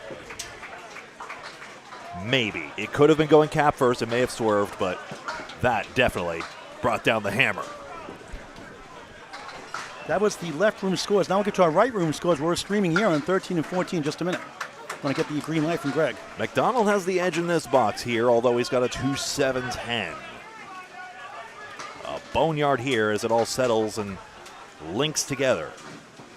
Could pass a current through those if only they were conductive materials. Into the 3-6-10, 2-7-10. MacDougall, is it wired? Yes, bridges the circuit, and Sean MacDougall gets the spare. 3-6. MacDougall picking up steam here in the middle string. Pins it again, pinning well with a 10, 56 through 6. All right, right side here, Exeter's now Lucky Strike, called Exeter's Lucky Strike out of Exeter Lane Shooter Sports Club, Exeter, New Hampshire, defending champions, Friday Night Pro League. They won 595 to 539 of Oakland Park Bowling Center. Led by Jimbo Ayotte, Joey List of the Freight Train led with a 131, Jimbo Ayotte a 128, Dave Godwin a 124. For Oakland Park, they were led by Eric Denault. I believe it's Eric Denault with a 120. Nope, that's wrong. Jason Kaler, the captain, 119, but Sam Higgins a 144 in a losing cause. 2-0 Exeter's Lucky Strike. Rob Ficar, senior of Exeter Lanes, knows how to pick a lot of winners in international play in both ladies and mixed play. He's a winner as an owner, too, and a person as well. There's a lot for Candlepin community and for its charity services all over. Yep. Gutter ball there. He also, it's not hard to pick a winner when you always give $500 to the winner of the Exeter money matches. Thank you so much for all your support of those as well. And to Justin Scally for helping us out with the call in those. Not a surprise, Academy Lane, 648. Outlaw Rides, 561. We'll see Outlaw Rides, our final match today. Outlaw Rides, led by Andy Babineau, 121. But Calvin Lockett at 136 to lead his team. Pete Pereira, you see, talking to Aaron Halbedell. Pereira, a veteran of TV shows and high-pressure environments. Justin Waters roll 147. Danny Harris for Academy Lanes, 140. Honorable mention, Sean Taylor, good to see him in the lineup, 120.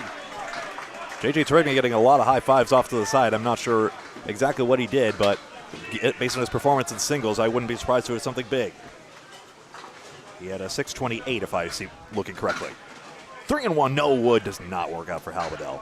Avon Valley Lanes we'll see next. I believe they're 651 over New England Flooring's 553. For New England Flooring, 119 by Mark Ritchie, corner of Riverwalk Lanes, Amesbury, Mass. Hey, Donnie Cox got substituted out, I'm just noticing. 10 versus 7 for Halbedell. That's definitely not Donnie Cox in the third spot. We'll have to confirm that. May you help me with that, please, Paul? Thank you very much.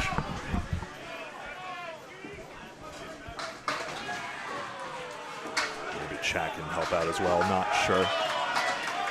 Yeah. Yeah, sorry, Irv. I'm not sure why the chat wasn't scrolling there. Is there a schedule of matches? We're covering 13 and 14, and the left room is covering 1 and 2. I know that much for sure. Split here. Alosa. 7 pins.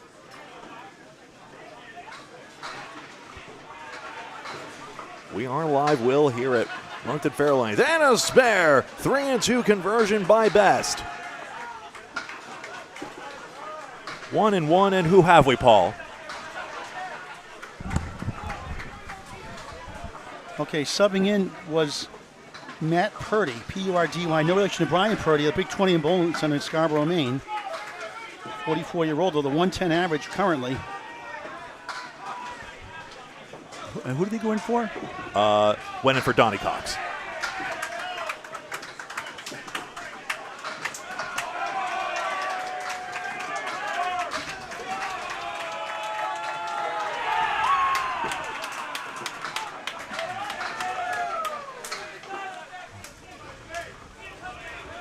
I feel like I've made a mistake just then. I'll have to confirm the scores in a second. I'll take a picture if you want.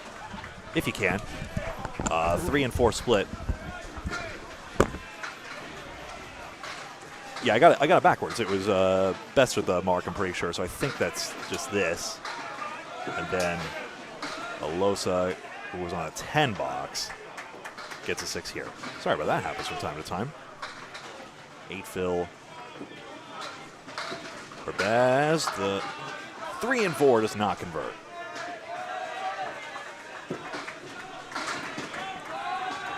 Diamond doesn't take either.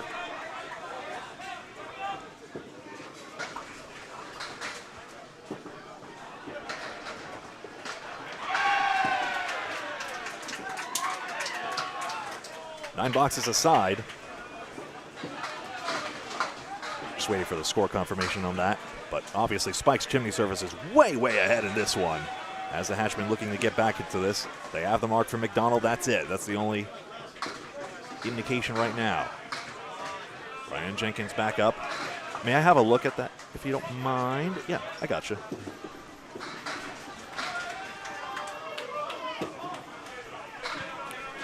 Head pin hit for Jenkins. Which, bundle of 5, I believe that is. And a strike here. That's Pete Pereira substituting in for Steve Latch, and he hammers. Immediate impact.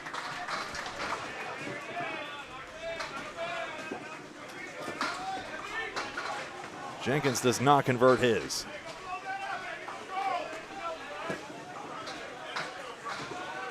Nine box.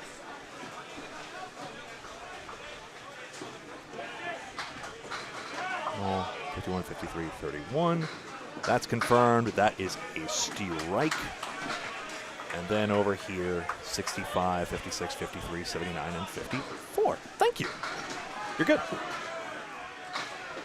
And whew, it's a working ball. 3, 4, 7, 9, 10. Pereira, 1, 2, 3, and 7.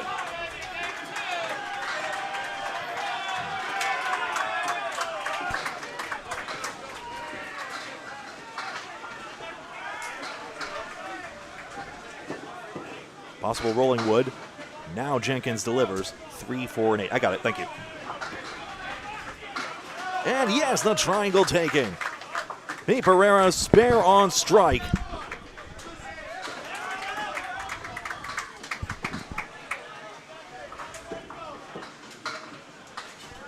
And Jenkins fighting out for an 8 box.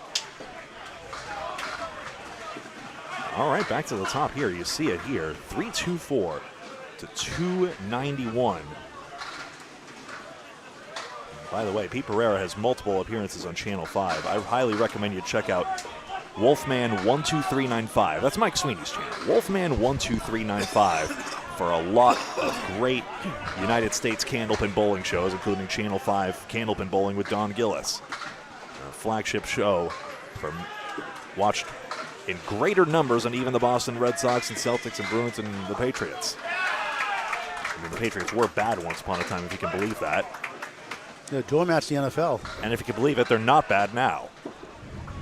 2-pin only for Duguay as he tries to airy the Hatchetmen even further. So Logan's staying in I the whole... I kind of backed my way into that one, I'm going to be honest, folks. So he's staying in the whole string now. He's in the 7th box after the substitution policy as a spare. Single pin taken out. For Duguay. And it's against a 5 box again. This string could be the one that gives 4 points to Spike's Chimney Services. We won't know until the end. The next match, we'll see Able Evolve Realty against CPL, Central Park Lanes. They won by 10, 588, 578 over Harry's All-Stars. Mike Brown had a 147 to lead Able. Harry's All-Stars led by Chris Parkinson. Oh, that 2-pin's got to get over, hasn't it?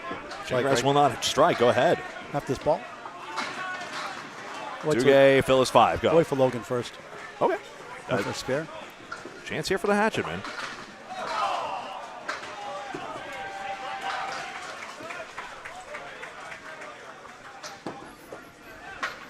He's got it. He didn't care to look, but he's got it. He shouldn't count if you turn around. Maybe that'll be some Candlepins for Cancer custom rule one day. No. Harry's also has lost by 10, led by Chris Parkinson's 128. Jay Cook of Ryan Zamillis 124, but also Matt Rich led the team with a 132. He was great yesterday in the qualifiers and the playoffs. And 3-7 taken out. That's one way. Jeff Duguay escapes a 9. And one more score to report on Central Park Lanes, 585 over Bayers Road Bolorama, 553. Bayers Road led by Eric Banfield, 139. I guess if there's any split and 5-pin bowling, it's basically that one. Unless you can make the aces somehow, but good luck with that. And Freshie, I believe that was a 134 to lead his team. Looks like it. 4 horsemen right side MacDonald. He's Phil 6 on his. And those are all the scores. You are up to date for string 1 of 3. Yeah, Mitchell, we were trying to put updates on Candlepin Bowling Network as best as we can, and Nico Buhar's a working man. MacDougall works down the Horseman for a spare, but between him and Kevin Burns, we're trying, not Ken Burns, that's Scott Perry's sort of a protege of in a way, indirectly, but Kevin Burns is looking to help us out as well with social media as best as he can, or popping in and out of chat. Master Penny's great to see. How many strikes have we seen in a row? Well, we saw Jeff Surratt throw 4 at last year's Worlds. I don't think we've seen more than that. The highest known on record is 7, which would be both Ralph Semin and Chris Sargent on route to their 245 records. 8 boxer pins, and MacDonald gains 2, and now Hatchetmen, that's 34 pins, but all of Gingras and MacDonald and Pereira have marks, including Pete Pereira's 20 box. This match is now tilting in a hurry. Spikes still leads, don't get it twisted, but this is no longer an anticlimax. Anticlimactic hit on the head pin, though, for MacDonald, and the 10 pushes for Pinson. He's been pinning well to this point and now has a chance to take an advantage. 3-2 split. Mike Brown showed us that dandy during yesterday's finals. A thrilling showdown between him and Troy Fournier. Fournier took it down in the end. But spoiler or no, you should watch it anyway. Spare for Pinson. I mean, it's live sports, you know. I've sort of thought about the spoiler policy. We're bringing it to you live. You could have watched it live, including with Nico Puhar putting all the rounds on the videos as well. Check it out, Candlepin Bowling Network on YouTube and Facebook. But seriously, thank you very much for your support by watching. I'm not trying to shame your viewing habits. You're amazing, every one of you. Also, you look really good today. Did you know that? Head pin hit. Down goes the 5. 7 pin remains.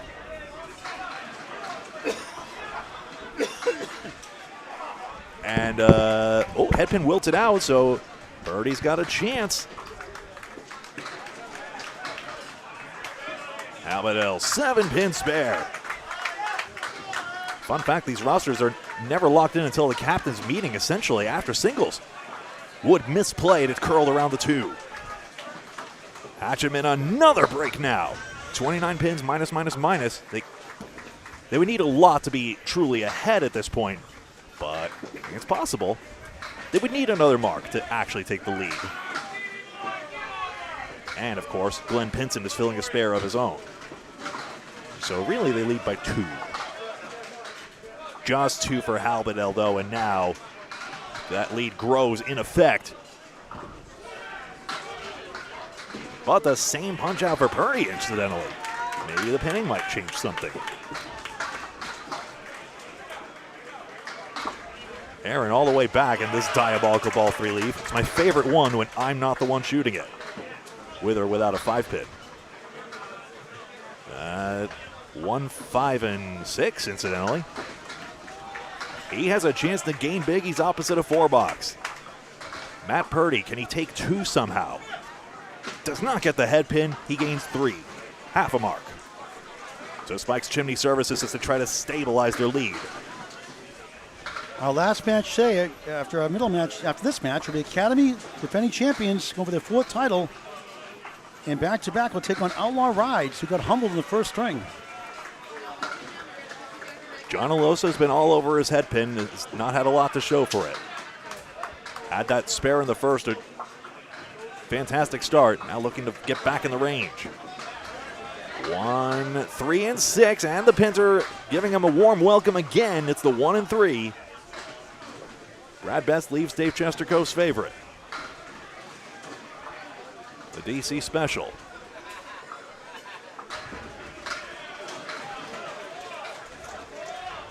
This is starting to get into must-make territory. It's far from dire. There's still 14 boxes left in this match. But you have to think Alosa's thinking long about this one. Now he's got the green light to go, and he spares. Had to wait to give right of way there. Best just doesn't get anything to the 610. A swing for the Hatchetmen.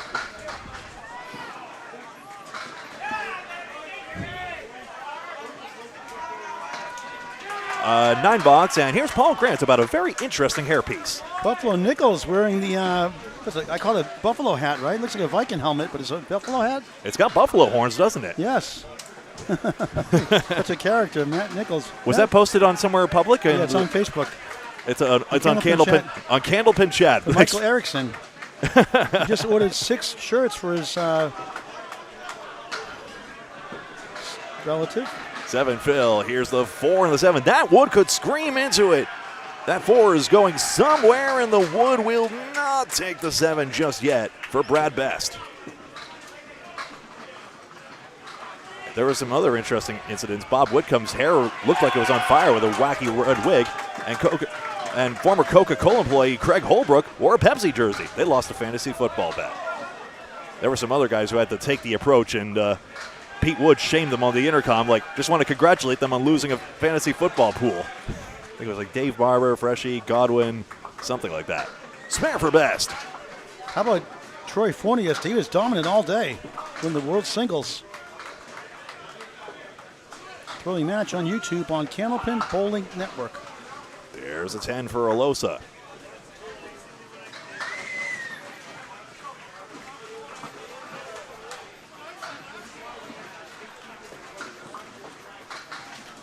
Ryan Jenkins and Pete Pereira up now. So happy birthday to Jeff Lapierre today and Bob Ryan out of Central Park Lanes, East Boston, Mass. Who, sorry? Jeff Lapierre birthday today. Happy birthday, Jeff. And Bob Ryan out of Central Park Lanes, East Boston, Mass. will see CPL next match. Taylor Turner celebrated one recently, I remember. Still a bright young bull on the rise. Happy birthday today, Corey Cooper also. Pereira 5 foot on a thin hit on the head pin. And the Channel 5 alumnus will show us how to work this out. Ryan Jenkins head pin perfect, unless I missed one along the line. I have a little doubt about one, but I'm pretty sure he's 7 for 7 on the head pin. Bruno DeFeo, one Channel 5 alumnus watching another. This ball gets away. Jenkins just wide.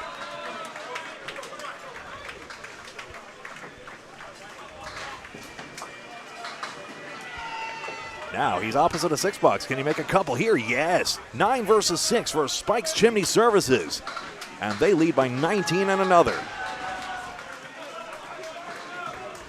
Jenkins hasn't had a 10 box yet, but neither has the anchor slot on Hatchetmen's side.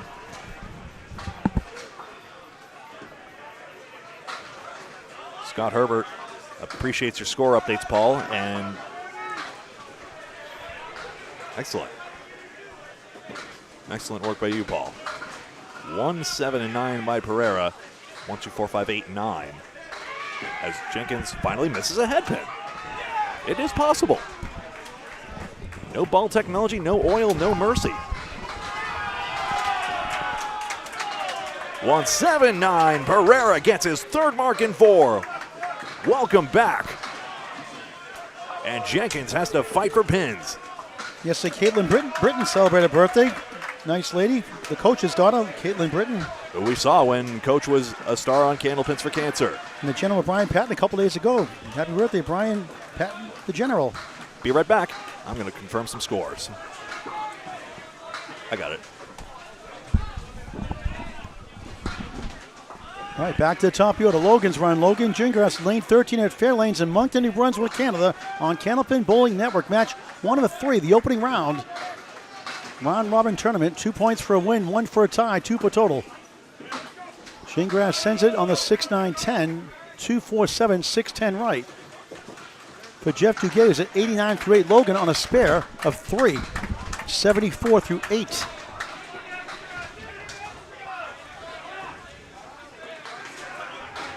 Duguay missed left. Gingras trying to punch it down. Good effort. 5 middle, 8 left. Excellent ball. Still in his 20. Getting married in January 2026. Lucky guy, Samantha. Nice lady.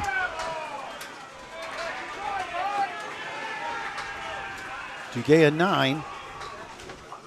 98 through 9. Gingras turns around for a 10. 84 through 9.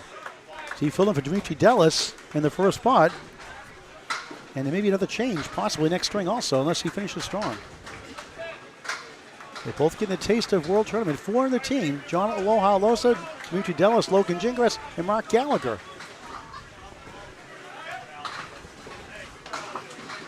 All promising bowlers. 3, 6, 7 left for Duguay. Logan splits 3 and 1, 3 right, 2, 4, 7 left.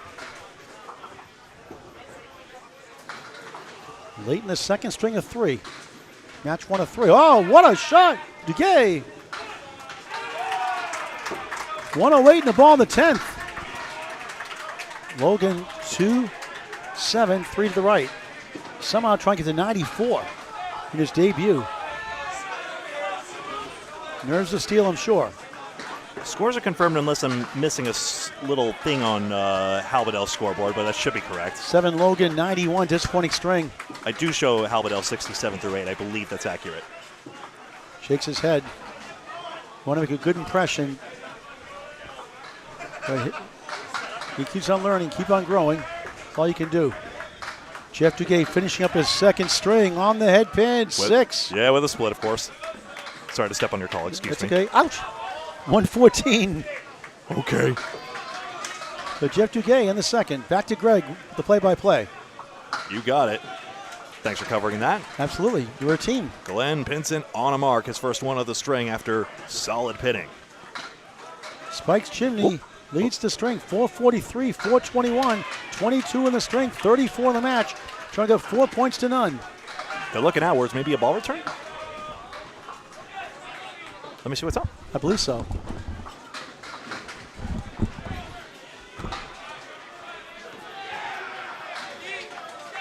Canopin Bowling Network on YouTube. Free to subscribe. We're on Facebook today as well. Bob Lee, Duncan MacDougall have the other coverage on lanes 1 and 2 on YouTube only on Canopin Bowling Network. Please hit subscribe. It's free for live notifications. We sign off after the third string before other matches today. Hit that bell icon for live notifications. Paging Sean McDonald. It's your turn. Oh, that's what it is. He's out fishing, I think, in Moncton. Yeah, gone fishing. We are pretty near the Atlantic coast. It was a sign the door closed, gone fishing. Which reminds me of the Atlantic Candlepin Singles Tour. All these matches, I mean, let's be real, mostly Paul Grant, going everywhere to cover these matches and cover all classes of bowlers. The Atlantic Candlepin Singles Tour, hey, he's here. And you can watch it here on Candlepin Bowling Network and on the Atlantic Candlepin Singles Tour Facebook page. Atlantic Candlepin Singles Tour, they have YouTube presence as well. You can check it out there. Candlepin Bowling Network covers it, 3 Ball Spare covers it. You got options. And you can see a lot of these bowlers on the rise, including some you see before your very eyes here. Sean McDonald has returned. Rejoice! Bruno liked your comment about Lane shampoo yesterday. Oh yeah, Lane conditioner, that's right. What about the lane conditioners? We were making a 2-in-1 Lane shampoo and conditioner joke or something like that. Oh yeah. Pinson gets 5 on this one. Bruno DeFeo? McDonald, let's see. Bruno's a great guy. Flushes 7 pins down the toilet, and he gets the 5, 9, and 10. Love covering Bruno DeFeo. Outside on it, 10-pin wilts just behind the 6 and 3. In all the bowls for that man. Yes, Bruno DeFeo also in the Atlantic Candlepin Singles Tour. 5, 9, 10, no, nothing ramped into the 10. Good bid. Bruno, the classiest guys you'll ever know. 3 around the 6 pin, that'll be a 9. For Pinson, and McDonald picks a stick. And you're eligible for the Candlepin Hall of Fame class of 2027. Must be nominated by February 28th, 2027. Information on the ICBA website for registration forms. 26 pins for Spike's Chimney Services. Hatchetmen would have to go crazy here, but Pete Pereira's in the game. That is noteworthy. Maybe, just maybe, there's room for a comeback. They'd have to slow down Spike somehow. Obviously, you can't do that in bowling. Unless it's that one bowling commercial where they tackled someone on the lane. That was, I forget which it was. 3, 4, 6, 8, 10. Oh, it was a NHL on Fox cross promo from the 90s. Memories. McDonald 4 splits in the back half. You see the red bricks there on his score I sheet. can picture Casey McCool tackling somebody in the lanes.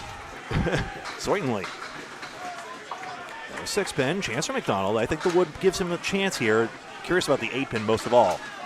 And it just all rings around the 4 and the 8. Maybe Dave DePalma can do it, the water boy. Always watch those streams. A 9-4 Pinson. Tough 97 there, but pinned it well, all told. That 133 helped him win the first by 12, though. Spike's Chimney Services on track here. 9 marks for Sean McDonald, the 120. Fair to say he's played his role. That's Even why though every bowler wants to do more. Shades of Josh Daly, I'm thinking, captain of Academy Lanes. That's why you have a team. Spikes Chimney, 30 area code, rather 902. 902 area code, 371-4321. Residential and business Chimney Services. Spikes Chimney Services, 902-371-4321. Back to Greg. 3-4-6-7. Academy Lanes last year's champion. Halbedell sabers the champagne bottle. They won last year, but they've never won in Canada. Birdie trying to cut, just lands full on the 3-pin instead. That's okay. It's Halbedell who has the pressure on him. Hello to his sister Becky if you're watching.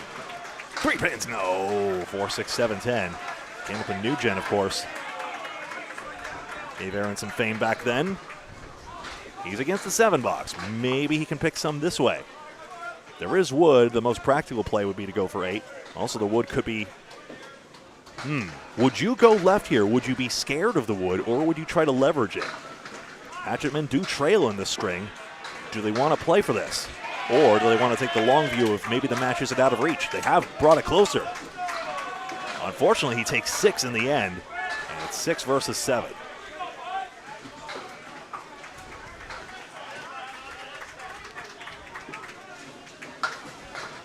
Hundreds here, hundreds on the left division stream. We're covering both divisions, unlike last time in Moncton. Now that we've got the full team here, obviously Bob Lee literally was unable to make it, just like some other guys weren't able to make it to the border. Thinking of you all, be it for health or logistical reasons. We miss you, and maybe there's chances to see some of you later. Either way, we are very happy and grateful to be here, including the Fairlanes for their accommodation. Halbedell, a bundle of 5. He does not see a mark opposite him on Purdy's side of things. 1-7. These bundles of 5 are tricky, and the ball released early out of the hand. No lob line painted down for this tournament. Purdy takes 8. Aaron could gain 2. He gets 7. That takes 84, Aaron 80.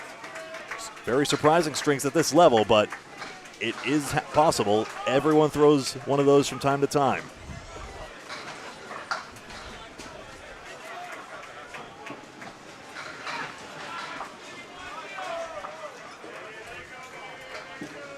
Corey Emerson, what are you doing here? Great to see you, though. You'd rather go after the 4-7. Yeah, the sidewalls have been lively. You're absolutely right. We saw it all singles long. As if I had to explain that to you, obviously. Great to see you at Bolorama Sanford, by the way. 8 drop for best, and that's maybe the beginning of the end here. Alosa, good headpin hit. You see his headpin accuracy. That's cause for optimism.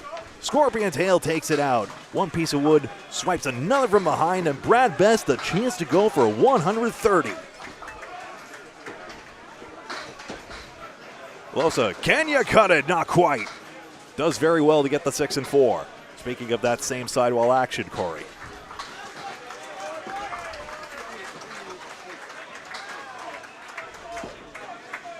Pins well for a 10. You never know.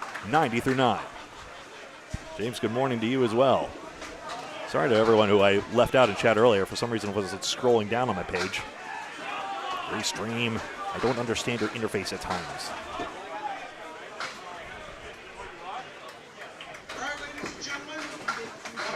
Oh, Mike McIntosh, didn't see you there. Good to see you as well. Bundle of 5. Good show last night on the Approach podcast, by the way. 387-460. You'll have to come up here, Paul. I'm sorry. Head pin hit, Alosa, 4 and 7.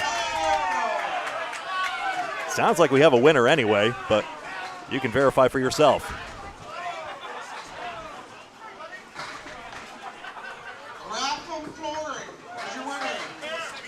Up. You lose. Bundle of 5.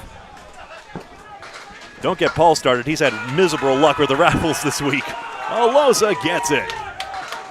He spares in the 10th. Now we'll see where the match state is. He does gain 3 pins there. 38 pins. -2 marks. It would take a lot, and Spikes would have to concede pins. If Spikes gets running 9s, Hatchetmen would need a miraculous double along the way. Let's check Alosa's fill first of all. His first year in the World Tournament. Not quite to his average, even with the strike. Brad Best, a nice string, 128, good for him. Had a couple of marks. The 6 boxes were tough on the splits. That's how it goes. The pin action's fast, but you still got a pin. John Alosa, 108. 5'11", 481. Time running out in this string for the Hatchetmen, down 42 in the match. Brad Best, 128. Now it's all on Peter Pereira's back. He's going to need a double strike at least. Wouldn't that be something? Aaron Halbert had one earlier in the first 2 boxes of the tournament. Here's Jenkins. Loses ball 1. Pereira on a spare. Only got 5 on a thin hit last time. This time gets his head pin, and the 6 pin is down for a strike. On spare again. There's one. Another 20 box. Oh, the wood right behind the 5 that time for Jenkins. Denying him. They still need more. Wants this pin at least. And he gets a 9. 97 through 90. A pair of spirits to start. Nothing since the last 7. Okay, hold everything. This is actually possible without a double for Pereira. A hammer obviously might just take it clean away if Jenkins doesn't mark himself. Had a couple earlier. Can he end one on the bookend? Got it. It's his head pin, and the 10 pin is all that remains. That could be helpful. Does Pereira need a double? Does he get one? He gets a 6 to start his strike fill. That's must make, and he's conversing with Alosa immediately as generational wisdom of different generations collides. Jenkins would moved in the way of the 10. Does this still work? It's not always your friend, and it does not take it. Looked like it was played fair. It did not go. Pereira needs some sort of violent sidewall kick, you would think. I'm more worried the wood would just deflect behind the 5. We'll see. He went way right cap, hoping it would go straight back, and then the ball take the 5 and 10 somehow. That'll do it. 6 fill for him, and Spike's Chimney Services another 2 points.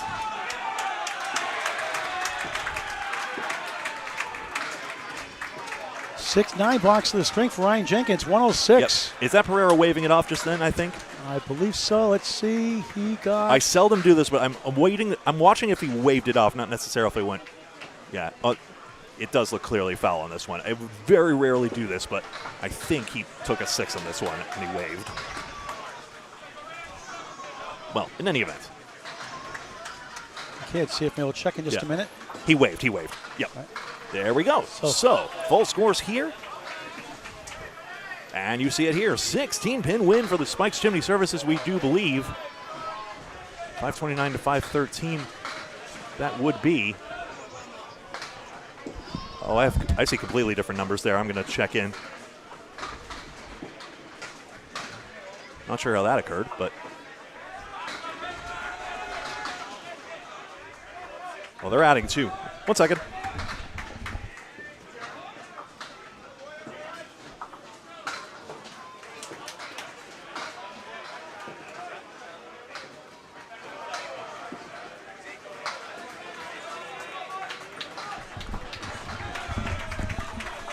All right, we're doing some quick maths here, but yeah, okay. So we were right on the 6 on that one. 97, 84, 128. But somehow I got off on Brad Best's score, 88, 121. He seems to have a 127 somehow? That can't be right. John Alosa shakes hands with a different bowler.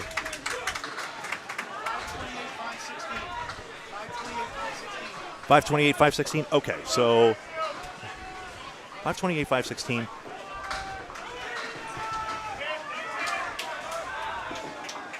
think best was one too high. And then on the other side, I missed some sticks. 91, 120, 80. One.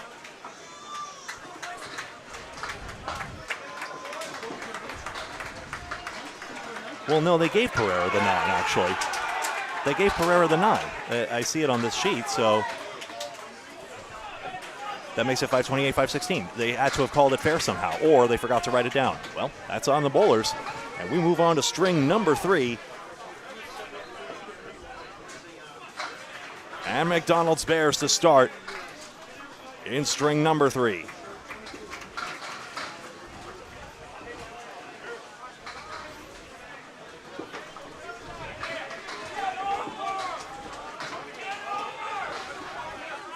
Is that Duguay still?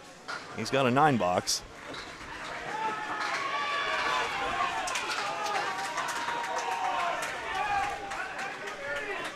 I'm going by the score reported, so in that case, that's what we have here. Alrighty.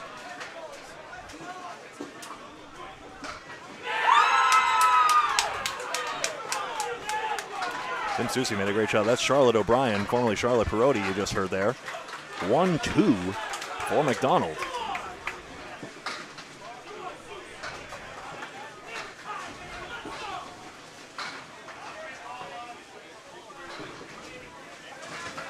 McDonald just wide.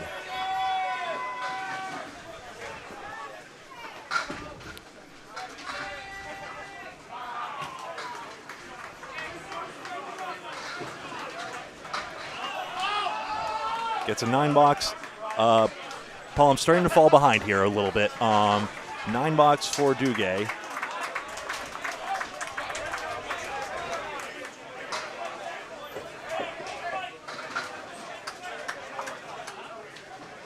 Eight fill in a 27 box. 27. Can you tell me about substitution? Substitution first. Yeah, substitutions, confirm scores again, if you please. All right, there we go. Thank you for bearing with us, folks.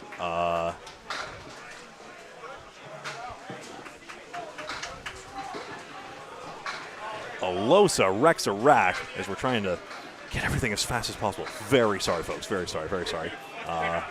Paul lost some time as well along the line.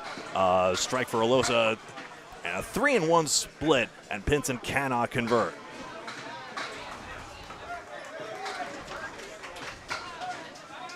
There's the 4 points as well. And Pinson gets the 8 box. Sean McDonald, Sean Alosa, Dimitri third.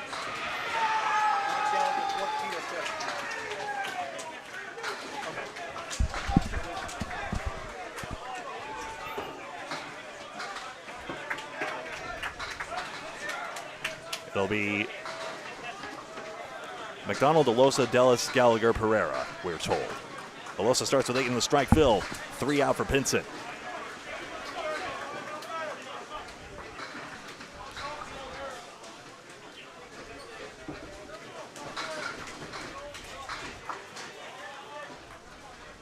Nine and 10 for Alosa. Chance to convert here. Can he? No. Nothing jumps over. 9 in the strike fill.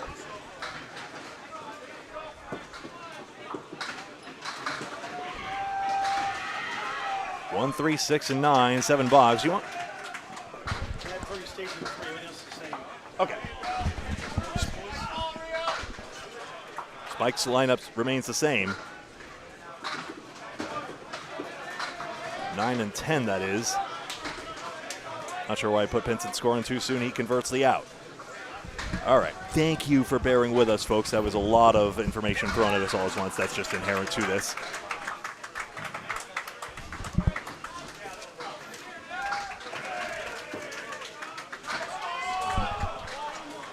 Nope, need you now, Paul. Sorry.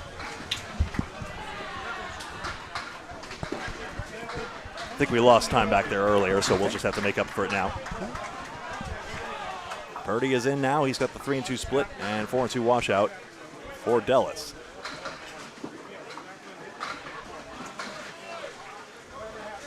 Sat at the second string, bowled in the first.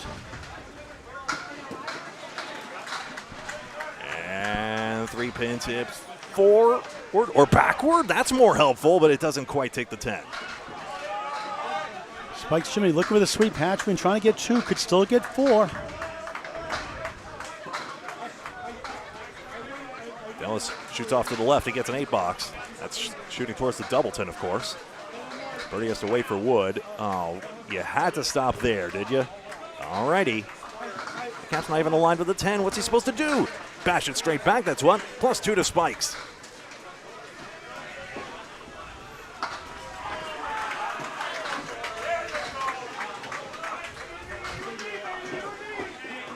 So, interestingly, based on that, Paul, here's something interesting. Based on that 5-2-8 to 5-1-6 result you had, Pereira's shot was written down as fair as a 9 box, interestingly. So if that's how they've written it down, that's how it is. Split for each.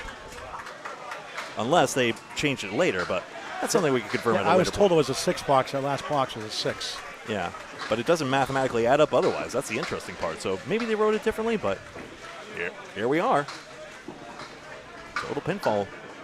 Now pretty close here with Hatchetmen opening up an early lead thanks to the McDonald and Alosa marks. Patriots high 5, 6:30. Good out there. That's an 8. And that is opposed by a 7 by Purdy. +1 to the Hatchetmen. Major pair of 8s. Hatchman have the 18-pin lead. It's 6 in the match. So we'll see if those 3 pins matter. It's currently a single digits for Spikes. Wasn't it 28 after 2 though? 16 in the first and 12. Was it 12? It was 12 in the first and 6 in the second, right? 18, right? Sorry, who? Okay, I thought it was 12 in the. I thought it was 12 in the first string win for the Hatchetmen, and 6 in the second, 18 after 2. Have to check that total. I'm not sure what you're referring to, if I'm honest with you. The match total. I thought the Hatchetmen might be.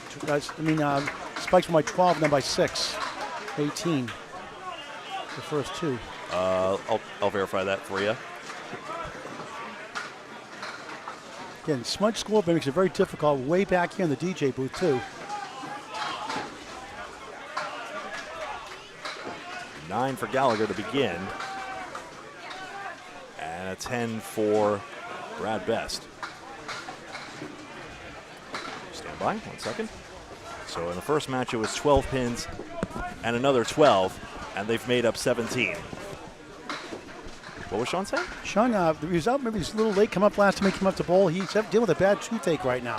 Bad timing. Where's Herbie? I don't want to be an elf. I want to be a dentist. What? A dentist? Good grief.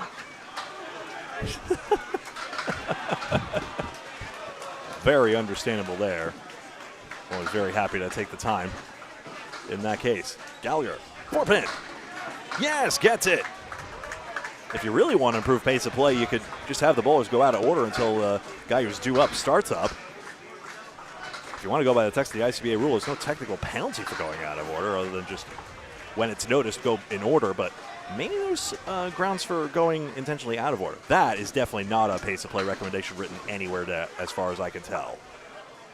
Other than ICBA, which is, again, not strictly, this house is not strictly under the auspices of, the ICBA says there should be 2 bowlers at a time on each lane. But that's probably during the days when they were rushing leagues through in 2 hours or else. That's like the insane pace of play that I don't think is reasonable for this, especially since, you know, the house has their due, and this is a big tournament. The 2-hour pace is probably way too frantic. 2.5 though? Maybe. 3 hours, definitely. Herrera, the 1-2-4. 2 pretty close strings, points-wise. Both going to Spikes Chimney Services. Yep, it was 12 pins apiece. So 24, and now with the Hatchetmen racking them up in a hurry. Can Pereira tip the match? Yes, he does. Actually, they had the lead, and now they have more of one. And the 1-3-9 does not take for Jenkins.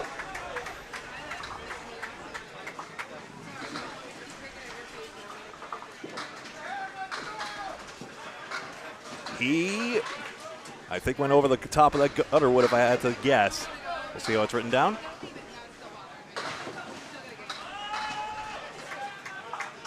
Yeah, they wrote down a 7. We follow their lead, but it looks like it went way over the left. Bowler has the better perspective. We do have a camera zoomed in there, but, you know, streamer reliance is a touchy philosophical subject. I asked a admittedly vague question in Came Up in Chat, and it's a debate among some on how much the streamer gets involved. 8 box for Pereira. 18, I should say. Off to a great start here. Jenkins, 1, 2, 4, 6, 8, and 10. Does the wood quite align with the 5? Can Pereira play it well? Yes. Goes right at the pin. Back-to-back marks.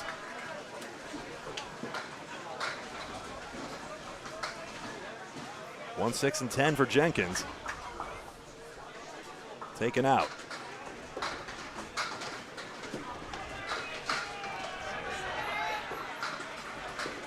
Side saddle triangle. Yes, taken out for a 10 box by Jenkins. 17 for him, and we go back to the top to confirm the scores here. I'm taking a look, and we have. It was 5 marks to none by the Hatchetmen, and that's why this seesaw is tiered way in the right side team's direction. Now the left side team as we flip it round. And here's Jeff Duguay right back up. And he has the 4 horsemen left side. MacDougall, 3 and 5 only as wood tips over. Just full.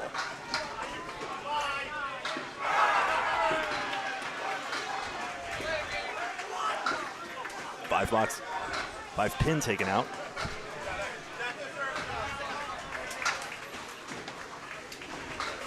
And nicely run down by Duguay to take the 10, pinning well. MacDougall say the same, 37 through 3 with that mark. Current statistics in the match right now. Mark averages have gone up, 6.1. We were mentioning that earlier. 6.1 aside, essentially. So now, bonuses even. Now it's getting those marks. That's key. Down the middle, spread eagle minus for Duguay. MacDougall, 1, 2, 10. Sean MacDougall dealing with a major toothache so we can pull through. No pun intended. Wouldn't recommend that floss on the doorknob thing. Yeah, that would just worsen it. I'm no dental hygienist, but this much I'm sure of. 1, 2, 10. Left it short. 31 pins and 2 bonus balls, a massive start. 5 marks and 10, a big flurry by the Hatchetmen. Now can pick up sticks for good measure. +1 to MacDougall.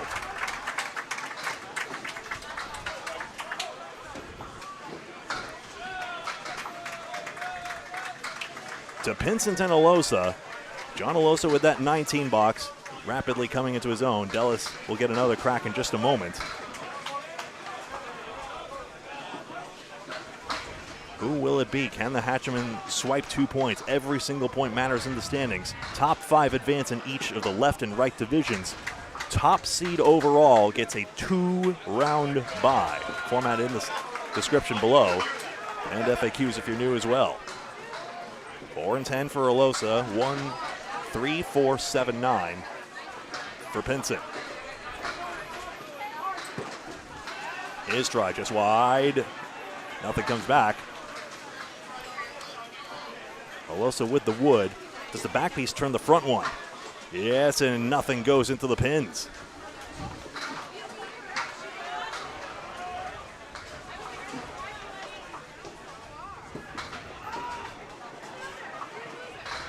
Pretty much a question of a pin or two on this one. 9 box, plus or minus 1. +1 to Glenn Pinsent. Alosa has a couple of splits there. He's had a lot of splits in this match, I've noticed. So that's part of the problem here. Sure, you can go ahead. I'm going to check out the scores around the rest of the league here. Vincent looking to reclaim the magic he had before. 115 average coming into this. 1, 3, 6, and 7. 3, 6, and 7 for Alosa as he splits again. The wood may have turned too horizontally for the 3-pin to ramp unless he could get a sidewall kick.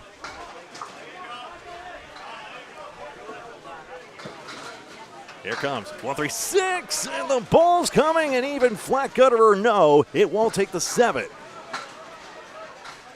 Alosa doesn't get a piece of the 3-pin.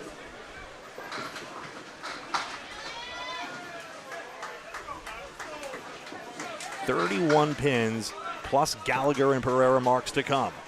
9 box by Duguay. 9 by Alosa.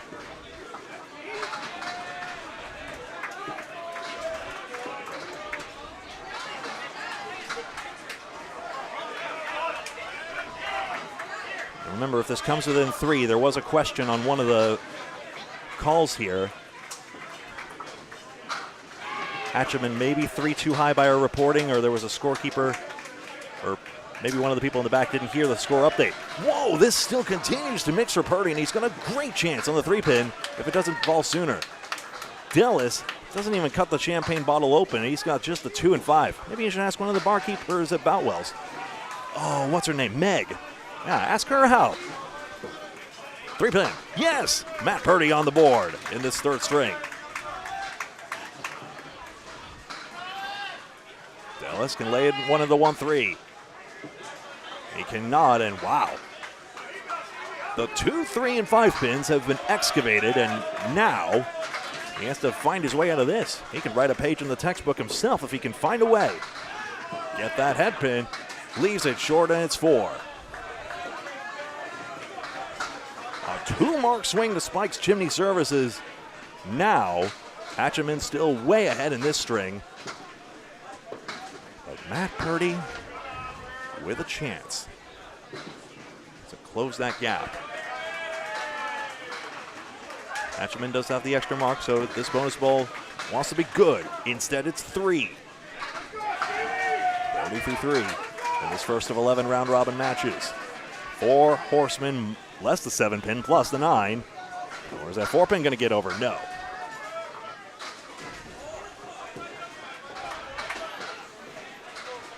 Second ball lost opposite. Dallas a chance. Has to hit that pin fairly full. Get that 9 to go. No spares for either. That's good news. Depending on who you ask, Hatchetmen only lost by a collective 24 or 27 last match. And look at this, sticks again. Now Dallas can make them back, and he does. He gets the pins back immediately. Now he's got 10 versus 4, so it was the spare 3 in the end. It was really only 3 pins, or 4 in this case. Swung over to Spike's Chimney Services. Best and Gallagher now up. Gallagher on a spare, 28 pins plus. Wants to solidify a 6-mark advantage for the Hatchetmen with this bonus ball. Brad Best has been bowling very well here. He's in the 110s. 4-2. And a spread eagle, a devastating one for Gallagher. It's not a terrible fill. It should keep the Hatchetmen well in front. But now he's got a pin to confirm. Great bid, but no 4-pin for Best. I know some wonder, what the heck are you bidding on? This ain't an auction. I think the saying is regional, but maybe I'm mistaken.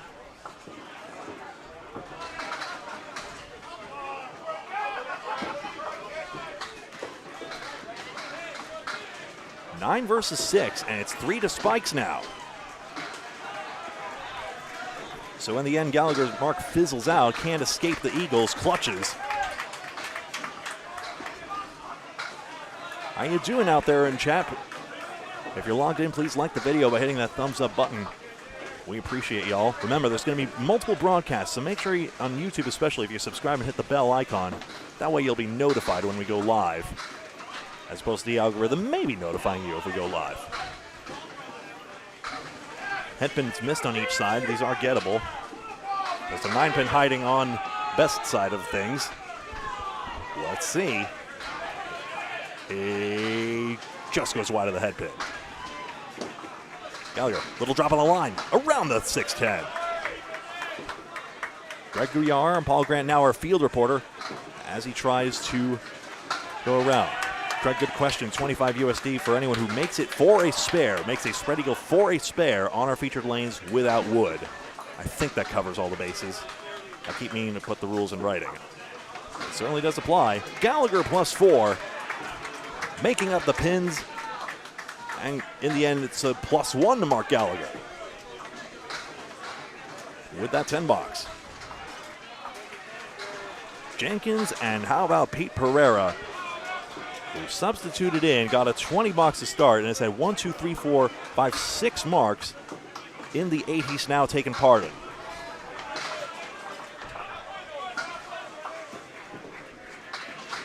Misses his head pin this time and gets just 4. It's a long week. You got to pace yourself. Pereira's better fill is 5. I just double checked. Oh, Jenkins very close on that one, but the 10 pin thwarts him.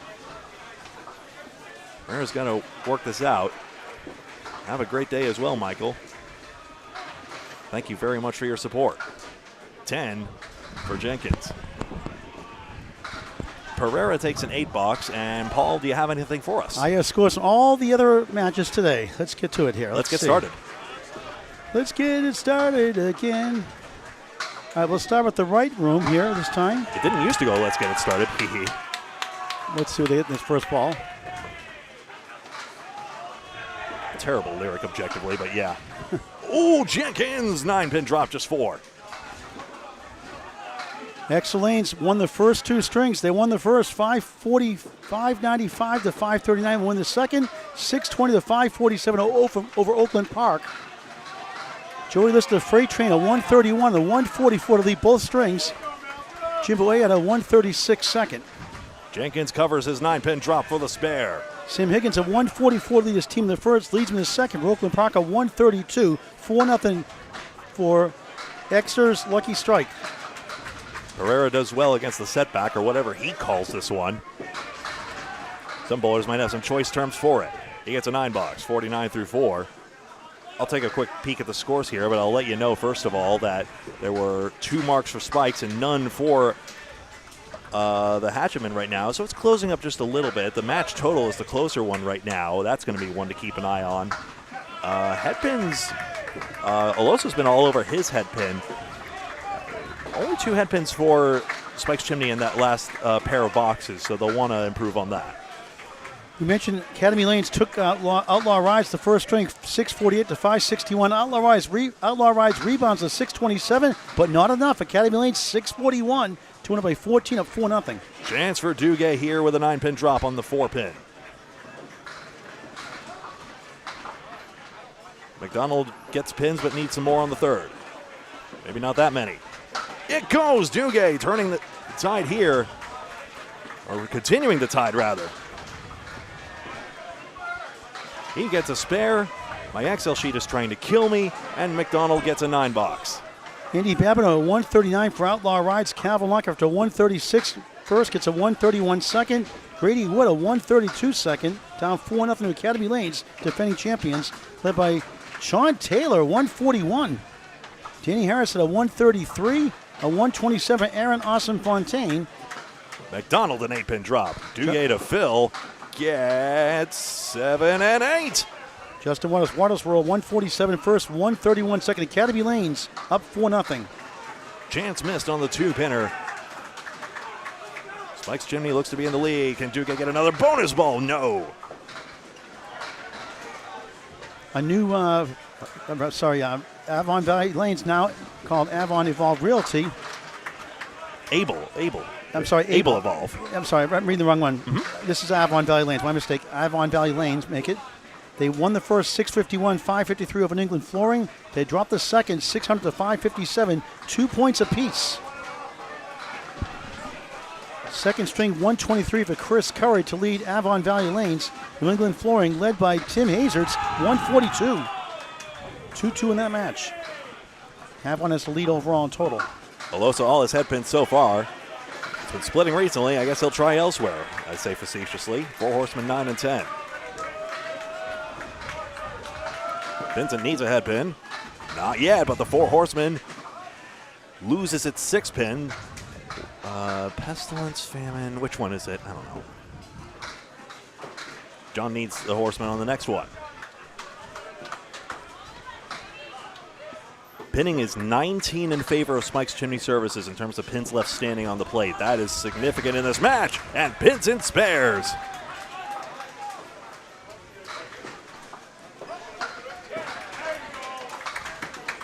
Olosa takes 9, good out. Evolve Realty, the one we see next time with Central Park Lanes, East Boston, Mass., won the first on Harry's All-Stars by 10, 588, 578. The second string goes to Harry's All-Stars by 9, 635, 626. Evolve Realty has a 1-pin lead up to 2 in a 2-2 match. 133 for Sterling Trites, 125 for Billy Gillis, and 131 for Mike Brown, but a 147 first. Olosa right down Mountain Road, unfortunately, here at Fairlanes Bowling Center. 3 out for Pinson. How about Harry's All-Stars? Dan Esdale didn't bowl in the first, gets a 153 leadoff roll for Harry's All-Stars in the second. Matt Rich a 121, Jay Cook a 132, Chris Parkinson a 121. Pinson close, no 5-pin. Just didn't drive through.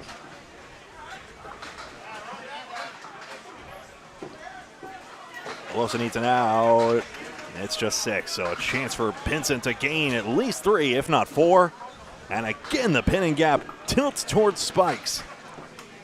Central Park Lanes won the first, 585, 553 over Bayers Road, Bolorama. They tied the second, 597 apiece. Bolorama. Bayers Road, Bolorama. They say Bolorama with a less shocking accent than okay. that. Of mine. Malcolm Jennings had a 126, Steve Colbert a 124, Colbert, 123 Gweno Duguay, and a new team this year. For Central Park Lanes, they were led by a 133 from Keith the Snummy Beaupre. 126 from Matt Buffalo Nichols.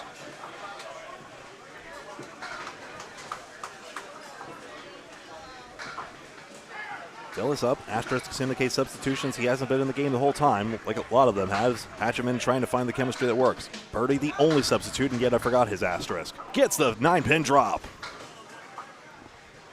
Graffin Flooring lost to Team USA, who's up 4-0 now. Team USA, led by Jeff Walsh, the Bulldogs, a 139. For Graffin Flooring, they're led by Jeff Pugia with a 137. J.J. Trigney at a 122. Hatchetmen lead in the string, and Dillis does not get the 7-pin. But the ball yanked on the other side. Birdie cannot convert. Maria Subs won the first. They lost the second to Kenny the 5, who won 587 to 579, a close one by 8. Maria's leads the match, though, by 56 or so. Going the last string. Dimitri claws back one. Matt Schultz at a 137 for Canada the 5. Hatchetmen holding serve here in the string, but all 4 points very much on the line. Both margins are close, as you can see on your screen. Brian Fuller Jr. 122 to lead Maria Subs in that second string. Really appreciate you doing all these updates. And a hammer here. Purdy takes them all.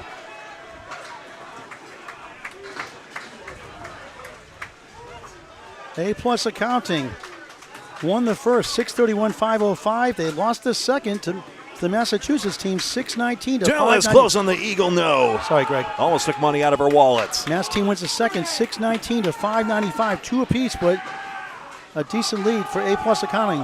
5-time champions led by Nate LeBlanc's 130, but also beating that was Blake Doucette with a 146.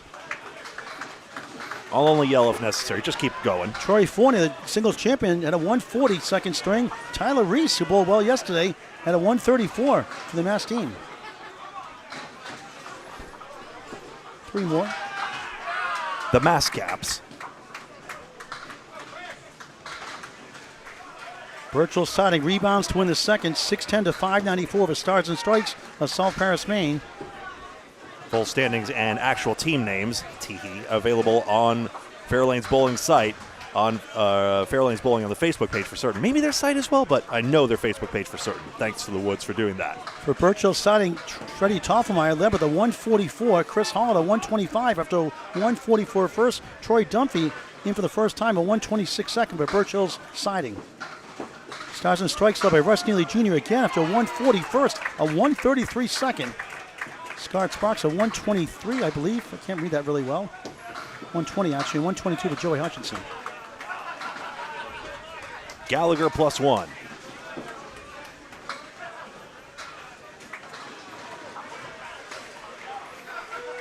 Kingswood Bulletproof against Fenway Academy. Fenway Academy won the first 6:30, 5:32. They win the second again, 6:22, 5:89. A commanding lead of 4-0.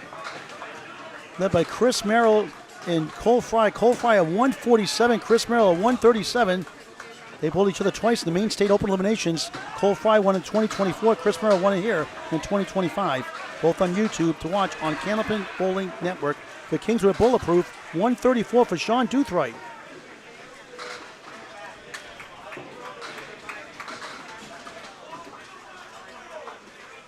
Wreck and Roll, 2.64, beat Drywall Concepts in the first, 6:13, 5:70. Drywall Concepts wins the second, 5:63 to 5:44. Gallagher gets a good lead. Best gets 8 pins, but not so much.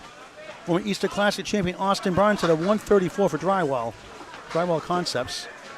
127 for Brad Stewart to lead Wreck and Roll, 2.64, 2 apiece. And foiled by the wood was Gallagher. We'll check later. Best cannot convert the 7-10. One more I have here, if I can get this fixed up here.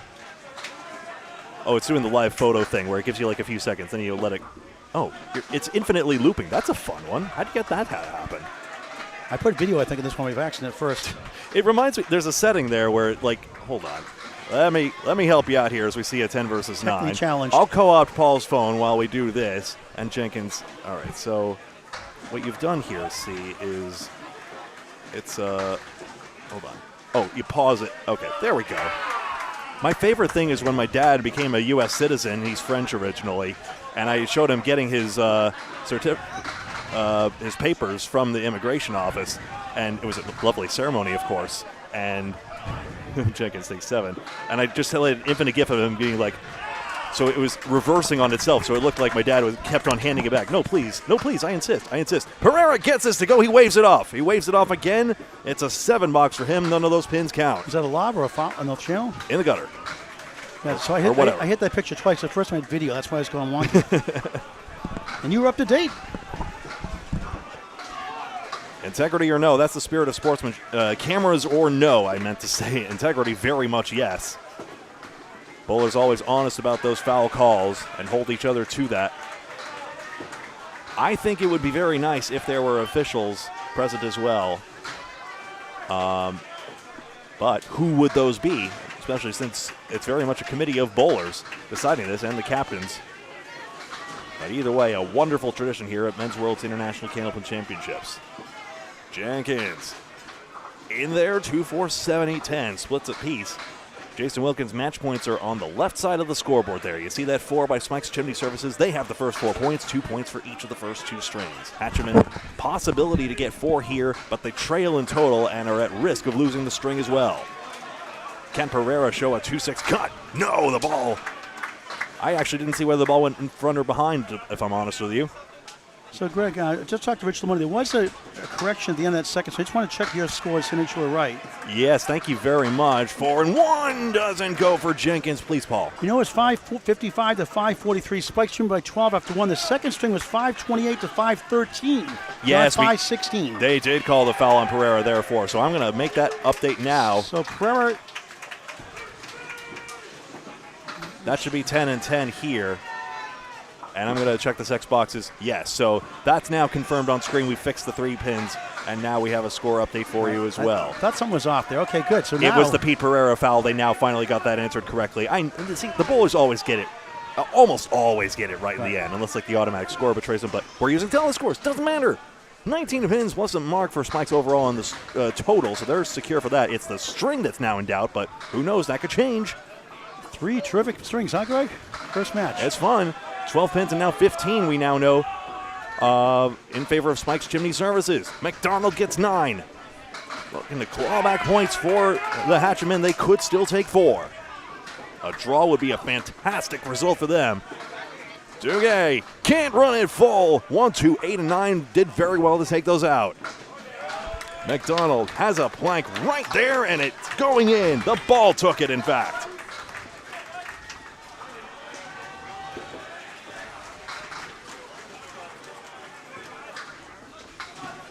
Duguay 10, 74-7.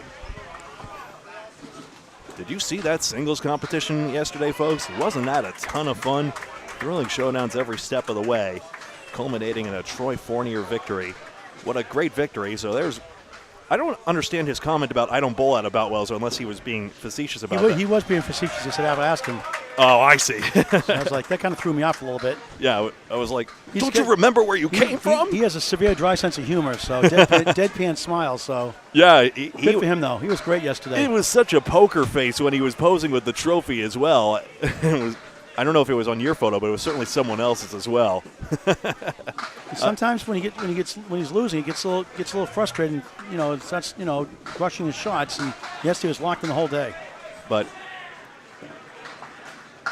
I find he's a very polite man myself. I spoke to him afterwards, and very humble about his victory and very gracious about it. And yes, he did drink out of the trophy. Spare for MacDonald. Reminds me of the PWHL, the women's hockey thing. They said, we want to make our own cup, like akin to the Stanley Cup. And the one requirement is you have to be able to drink out of it. $9 for Duguay, 83-8. Can you drink chocolate milk out of this? The question. Oh, sure, bud. No, that'd be amazing. I overdosed last night. I had 2 chocolate milks last night. It was a little loopy last night.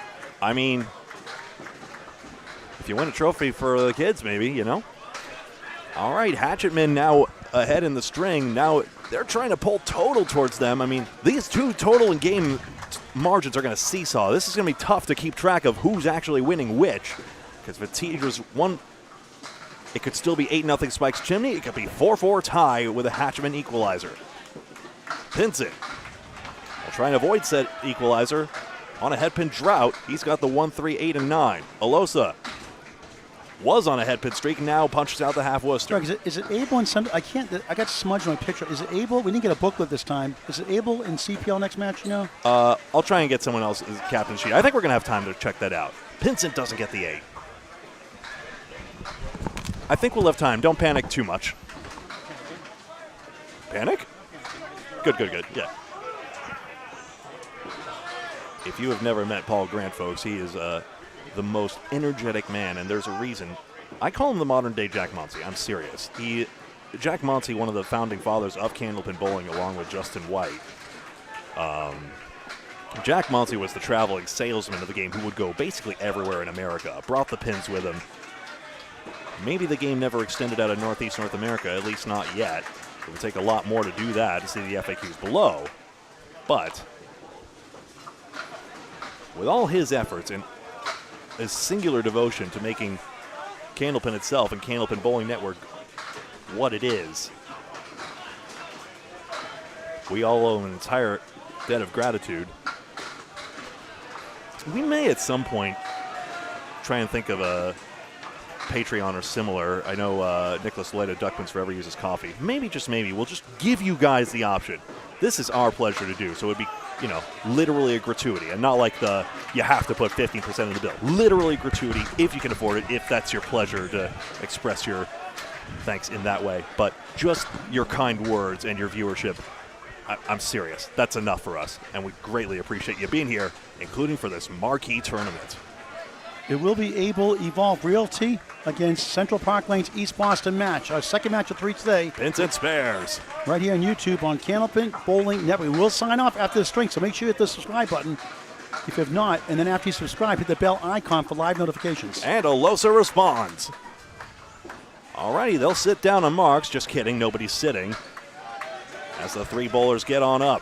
Matt Purdy, the only substitute for Spikes, and Dimitri Dellis. The only one who swapped in for Spikes anyway. Rosters can go up to 10 bowlers. Some will use them for non-bowler players. Trevor Smith, of course, an honorary member, the late Trevor Smith, an honorary member of Outlaw Rides, for example. I don't think that technically takes a roster spot, but nor should it. Birdie takes 6.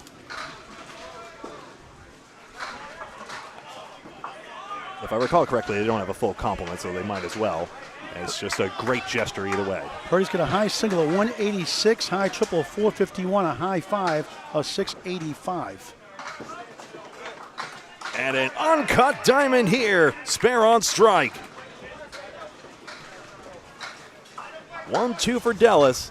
He goes way right to left here. This will be a tricky one. Probably just wants to get on his head pin, and he's just short of it. Hatchetmen looking to hold on here. That 4-box cost to reach you some pins in the third box. It was opposed. 3 10s, now a 9.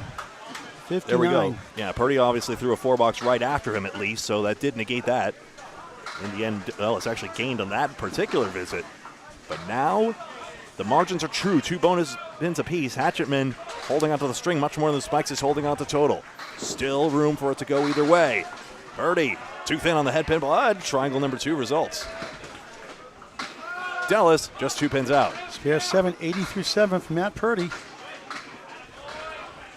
Came relief from the second string for Donnie Cox. Each match will be its own separate broadcast. Please follow and subscribe so you don't miss out. The bell icon will definitely notify me go live after you subscribe. We'll be here all week, folks. Oh, Dallas comes back on it and spares. That'll help for the string. 69 ball through 8. Purdy completes the 10. He's got a good string going 90 through 8.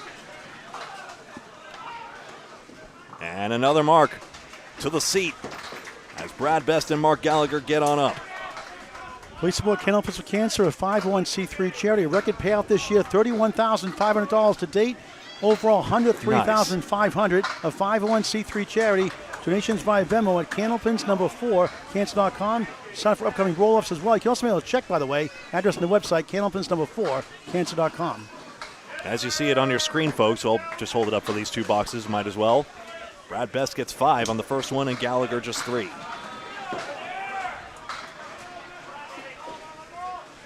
Hatchetmen, the true lead in the string because of the bonus balls. Remember to keep an eye on the yellow numbers to the right for open marks. No. That's not Brad Best. Oh. You got a substitute. Hold on, I'll find out. Thank you very much.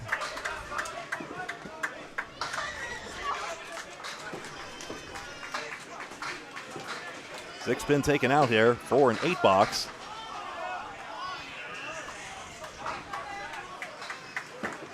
Gallagher. Ooh, that 2 pin went for a ride, didn't it? He gets a 9 box to start on out.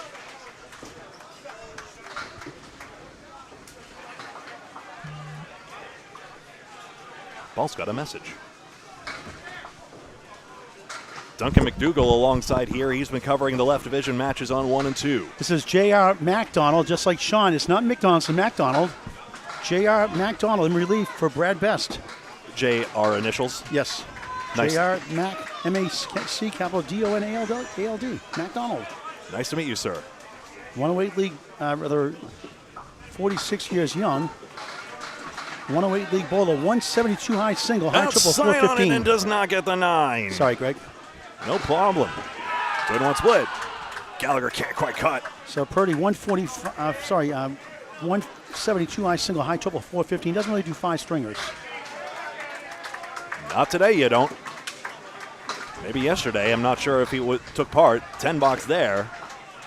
And a 9 box for Gallagher. A little annoyed with himself there.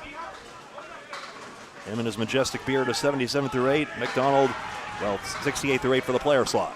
Still time for the Hatchetmen to get 4 points. They lost the first 2 by 16. And the second was, what, by 12? Yeah, they trailed by about 2 to 3 marks in this case. 11. They lost second by 11, I think, right?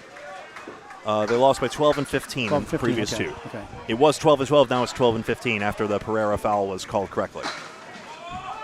Oh, now that doesn't count, of course, but oh, Prey, of course, just made an eagle. And a 5 pin. Yeah. Doesn't count on if it's not on the featured pair. We've explained this by now, although we gave Vanessa Huff her money. We've been through this, people, but I will definitely replay it if we get a chance. But featuring this match, Ryan Jenkins, spares. Believe me, if we had 25 bucks we could just give away willy-nilly, we would. We really appreciate each and every one of you. Diamond left side. Doesn't go out for Pereira. Keith Beaupre, the number 2 singles qualifier, continuing to show just how on form he is.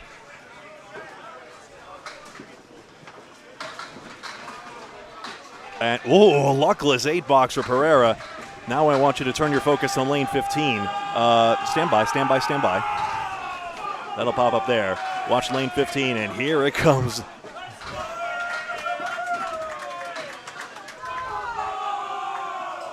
He's got to strike Van Nicholas, the Buffalo Chin, in full force. And a headpin strike. Ryan Jenkins for Spikes Chimney. He struggled today, but come up big down the stretch like he did in the first. And big mix for Pereira. Just the headpin remains.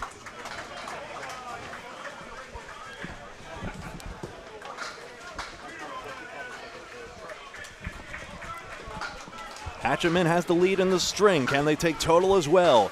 Spare is missed, though. Spikes Chimney comfortably in front for total. Hatchetmen would need to do a lot to run that down. Another match coming up on a separate broadcast. We know what that means. 10 box, 92 through 8. And back to the top here.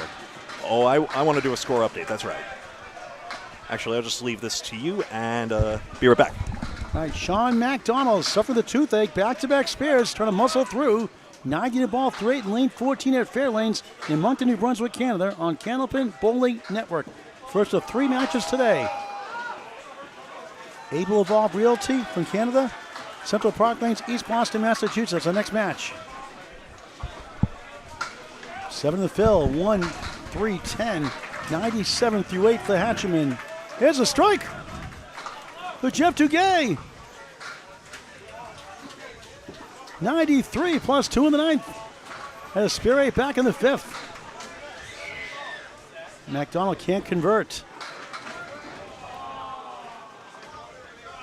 Back-to-back spear 7s, a spear 8 to start.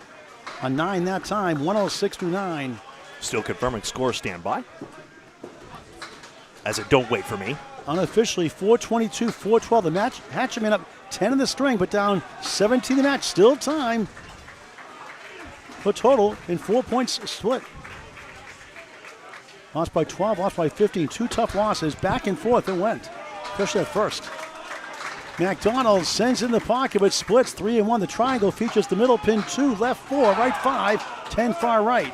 Meanwhile, Duguay Get over. takes out the middle pin, the 2. It's the 1 and the 4. Maybe better standing. Wood out of play. A couple of spaces I was wrong on Pereira's. I'll stand by. MacDonald hit the pocket perfectly, I thought. Got the 10 somehow, but not the 4.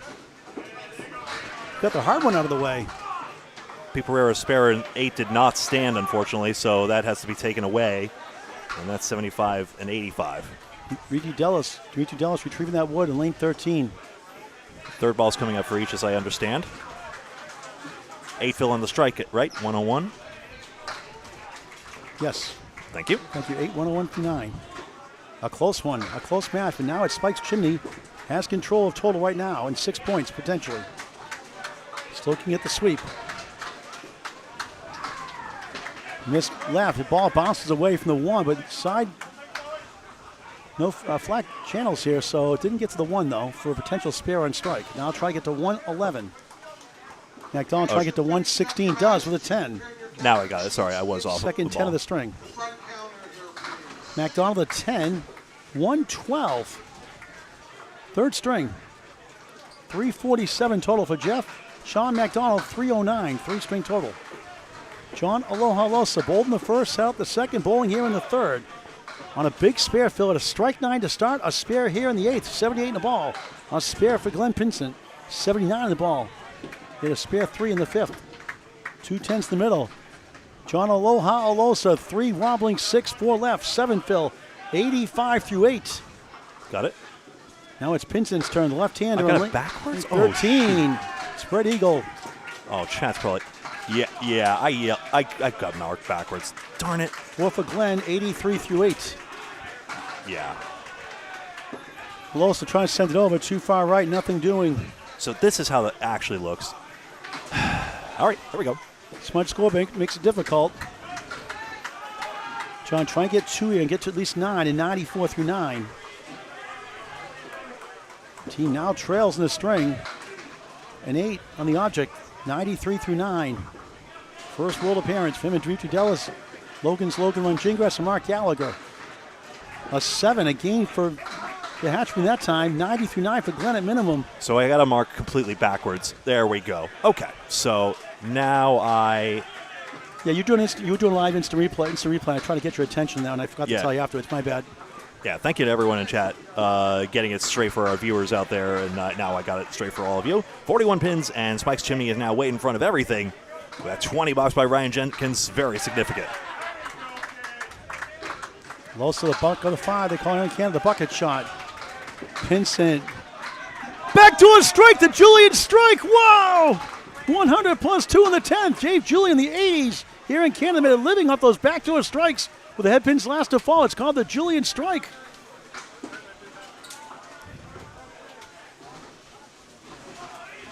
Big break. And it could be a potential sweep now for Spike's Chimney. Alosa leads at the 4-7, trying to get to 103. Last time, and then I'll drop the subject, I got Pereira and Jenkins 7 backwards. The spare was on the wrong bowler. So. You are not a robot. You are human beings. Human being. It's okay. We all make mistakes. One out, God. Alosa for 9, 102, third string. Gregory, put the mark on the right bowler next time. Been there, done that. Hey, I did a match one time, and I put the second half of the second string in the third column, the first column of the third string. Thou shalt follow my 11th commandment. Nice shot, Brian. Surprise. It's tough with manual scoring, especially the scoreboard. It's hard to read. Ken Pinsent double. He gets 9, puts the brakes in front of the 3. He's trying to get to 110 and a big 20. They don't need it. Spike's on pace for an 8-0 sweep. Hatchman was in every string, but may come up short again for the third straight time. 9 in the strike, 109 finish for Glenn Pinsent. A question of 1 pin, but embarrassed not to get the plank. Still, Glenn Pinsent 339. Jeff Duguay 347. Middle bowls of 5. The ICC World Championship Team Competition, Day 1. Tuesday through Saturday. Playoffs start Friday, the third match of the day. All 3 quarterfinals, semis, and finals Saturday. Here on your home for all things Candlepin Bowling. Candlepin Bowling Network on YouTube in high definition. Dimitri Dellis in the bonus. It's going to be 8. 5 Woodley 9. Wood to help. 77 through 8. Trying to finish strong. Rally his team back. 1, 3, 8 and back. For Matt Purdy. He's at 90 through 8 coming in. Had a strike spare 7 combo and a spare 3 earlier. Asterisks indicate the substitutes you see there. Dellis, big spare, back to back. 87 of the ball in the 9th. Purdy, no on the head pin. 3 right, 8 left. Hatchman still alive for at least 2 points. Still an outside chance for total. I'm just going to sweep. I'm going to hit the replay button arbitrarily just to show Duncan what's going on there. You tap that button, and then you tap that button. A 10 for Purdy, 100 through 9. Looking for a 4-4 tie, not a sweep for the Hatchman. Yeah, this is just trivial. Anyway, we don't need to do that, and then I go back with this one. 1 mark apiece. Doing some production training on the fly here. Dallas, big bonus ball, lane 14 at Fairlanes. Bombs away, baby, strike! That's more like Dimitri Dellis, 3 marks in a row! 97 through 9, 107 plus 2 in the 10th. Dimitri showing his talents. Now then, maybe strings in play here for the Hatchetmen. They're running out of time for total, and especially with the Jenkins strike opposite, but can Dellis load this strike big? What a try, the 7 holds. Oh, Purdy, what a great inclusion this is. 3 terrific strings in just the first match of the tournament. Takes the 10, 3 10s in a row. 110, final string for Matt Purdy off the bench for a string and a half. Combining 293 with the sub. Margins are true, 33 total, 6 for string. Now the Hatchman down 6. Let's see if Dellis can pressure Jenkins' strike fill to come. Dellis right side 6 on a strike. 1, 2, 7, 9. Wood wrapped around the 1, 2. Big sticks here coming up. Try and get to 117. If he plays off the wood, does it come back for the 7? Maybe with a good sidewall kick. His final ball of the match. Dellis gets them all. Big 20. What a finish. 59 through 7. A 117 finish. Wow. And they take the lead by 4 in the string. but down 23 in the match. 4 blocks to go. Still all 4 points on the line. Those Spikes Chimney's lead looking safer and safer for total. Mark Gallagher, 77 through 8. J.R. MacDonald, 68 through 8. Gallagher takes the 8 behind, 1-2 in front, 6-10 right. Here's J.R. MacDonald with a 6-9 punch out. 4-pin lead for the Hatchetmen, minus a strike next from Ryan Jenkins. Gallagher, 2 full, can't get to the 6-10. Great effort on the object. MacDonald, second ball. Look at that's a youch. Take a video of that one, Nico. After you see this leave, that's just wrong. That was something. That could be a big break for the Hatchetmen. Hi, JR. Welcome to the game. Here's this. Take a video of that one, Nico. Gallagher, big pins, gets a 9. 70, make it 86 through 9. And a tough 5. Good news for the Hatchetmen, 73 through 9. Unbelievable. Yep, scoreboard will update in just a moment here, but first take a look at this ridiculousness. Oh, it just comes in flat on the head pin. And how big is the mark here? For Mark Gallagher, great bowler, terrific person too. The beard is real. 4-7-8. MacDonald trying to fight back. Look at this one now. 4 horsemen plus a triangle. Final 3 boxes of first round. Gallagher, good ball. Just missed the 10. Got a wiggle. Able Evolve and Central Park Lane's next. MacDonald, a hot mess here. 1-7 right side. 6-9-10. Gallagher can gain again. For a 10, it's good. 96 finish and a spare 4 in the second. Pinned very well at that 6 box. After the spare 4, all 10s, all 9s. Whoa, and a 9-pin swing in those last pair of boxes. Wow, 5 back-to-back 5s. Welcome to Camp Bowling, J.R. MacDonald. 78 finish. Wow, and look at this. 5-16, 5-03, the Hatchetmen. Gallagher not getting marks may have closed the door on total, but string very much in Hatchetmen's favor right now. But Jenkins has a strike. A double takes it back. That's a reset on 14. 13-pin lead for the Hatchetmen, down 14 in the match. It's down to the final 2 bowlers. Ryan Jenkins on a strike after a spare. 94 plus 2 in the 8th. Pete Pereira has been great earlier. Spare 8, spare 5 to start. Nothing since. 85 through 8. Here we go. Waiting for lane reset on 14. A great sport for any age. It's unbelievable. Canopum Bowling, get the word out. Youth programs here now in Moncton for the first time since COVID. Saturday mornings, 10 o'clock here at Atlantic time. Check your local bowling center for more information. All totals unofficial until announced otherwise, but they should be. Pereira, tough time for a 4-7-10 split. Unbelievable. Jenkins on a strike, 3-9. Brutal. Sorry to not give you your right of way. That's okay. We're a team. Yeah. We're better than sports talk shows, talk over each other all the time, yelling over each other all the time. Bob Beers just interrupts whenever. Now, Pereira has interesting wood in the middle there, so we can move that over. I'm sure he's going to use that wood. Unless you could tap outside that 4 and top shot wood. He's going for the pins, and it can't quite get to the East Coast. Second ball on the strike, 6 more. Gets 8 big pins. 102 through 8, and that'll save total. Pereira gets the 10, 95 through 9. Jenkins 5 in the 6, try to get 1. Does for 9. Final box, 111 through 9. That's 21 pin lead in the match for Spikes Chimney. Hatchetmen lead by 6 for their first 2 points. A Jenkins 10 is immune even against the triple strike, of course, but 6 pins on the line for Hatchetmen. It's great 2. Jenkins needs a mark to get the sweep. 2 points per string, 2 for total. Per double strike may not be enough. Fair point, Mike. It's not the same player slot, but still, you don't want any of those player slots to establish a score that low. Per gets the 3-9, and Spikes Chimney gets total. Jenkins, pocket shot, sweeps down. Oh, big break. 2 in the 7, baby split. Wood hanging around a lumberyard on lane 13. A chance for the string. 8-0 sweep if he converts.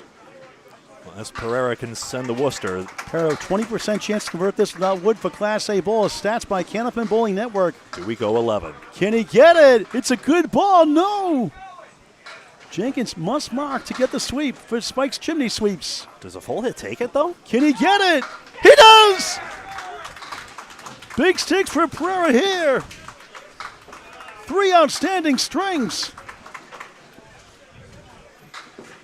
Just the first match of the tournament. 2 more to go today. Jenkins has to fill. There's 8 coming on the Hatchetmen sides because of what Pereira's got down already. Pereira trying to get a 10, gets an 8. So he goes to 534 for the Hatchetmen total in the string. 103. The lead is 4 for the Hatchman. 5 wins it for Jenkins in the fill. 5 for the sweep for Spike's Chimney sweep. I won't let you miss this, but here you go. It's on the right side of the object pin. That's how Jenkins takes it. 4 to tie for 1 point, 5 to win. Jenkins rolls. It's a 6, 7. Yes. They win it. They get the sweep. Unbelievable. 118. Jenkins, 128. 128 make it his best for last. And once again, a mark down the stretch. Ryan Jenkins pulls through. 537, 534. The total 620 to 590. The Hatchman. 3 tough lost strings in total. There we go. Oh, there's your 8 points on the board there. Final statistics in the match. Let's pull this down on my side and show you 40 marks to 39 for Spike's Chimney. The Phil's kept improving, by the way. The teams got stronger as we went. 6.4 bonuses here.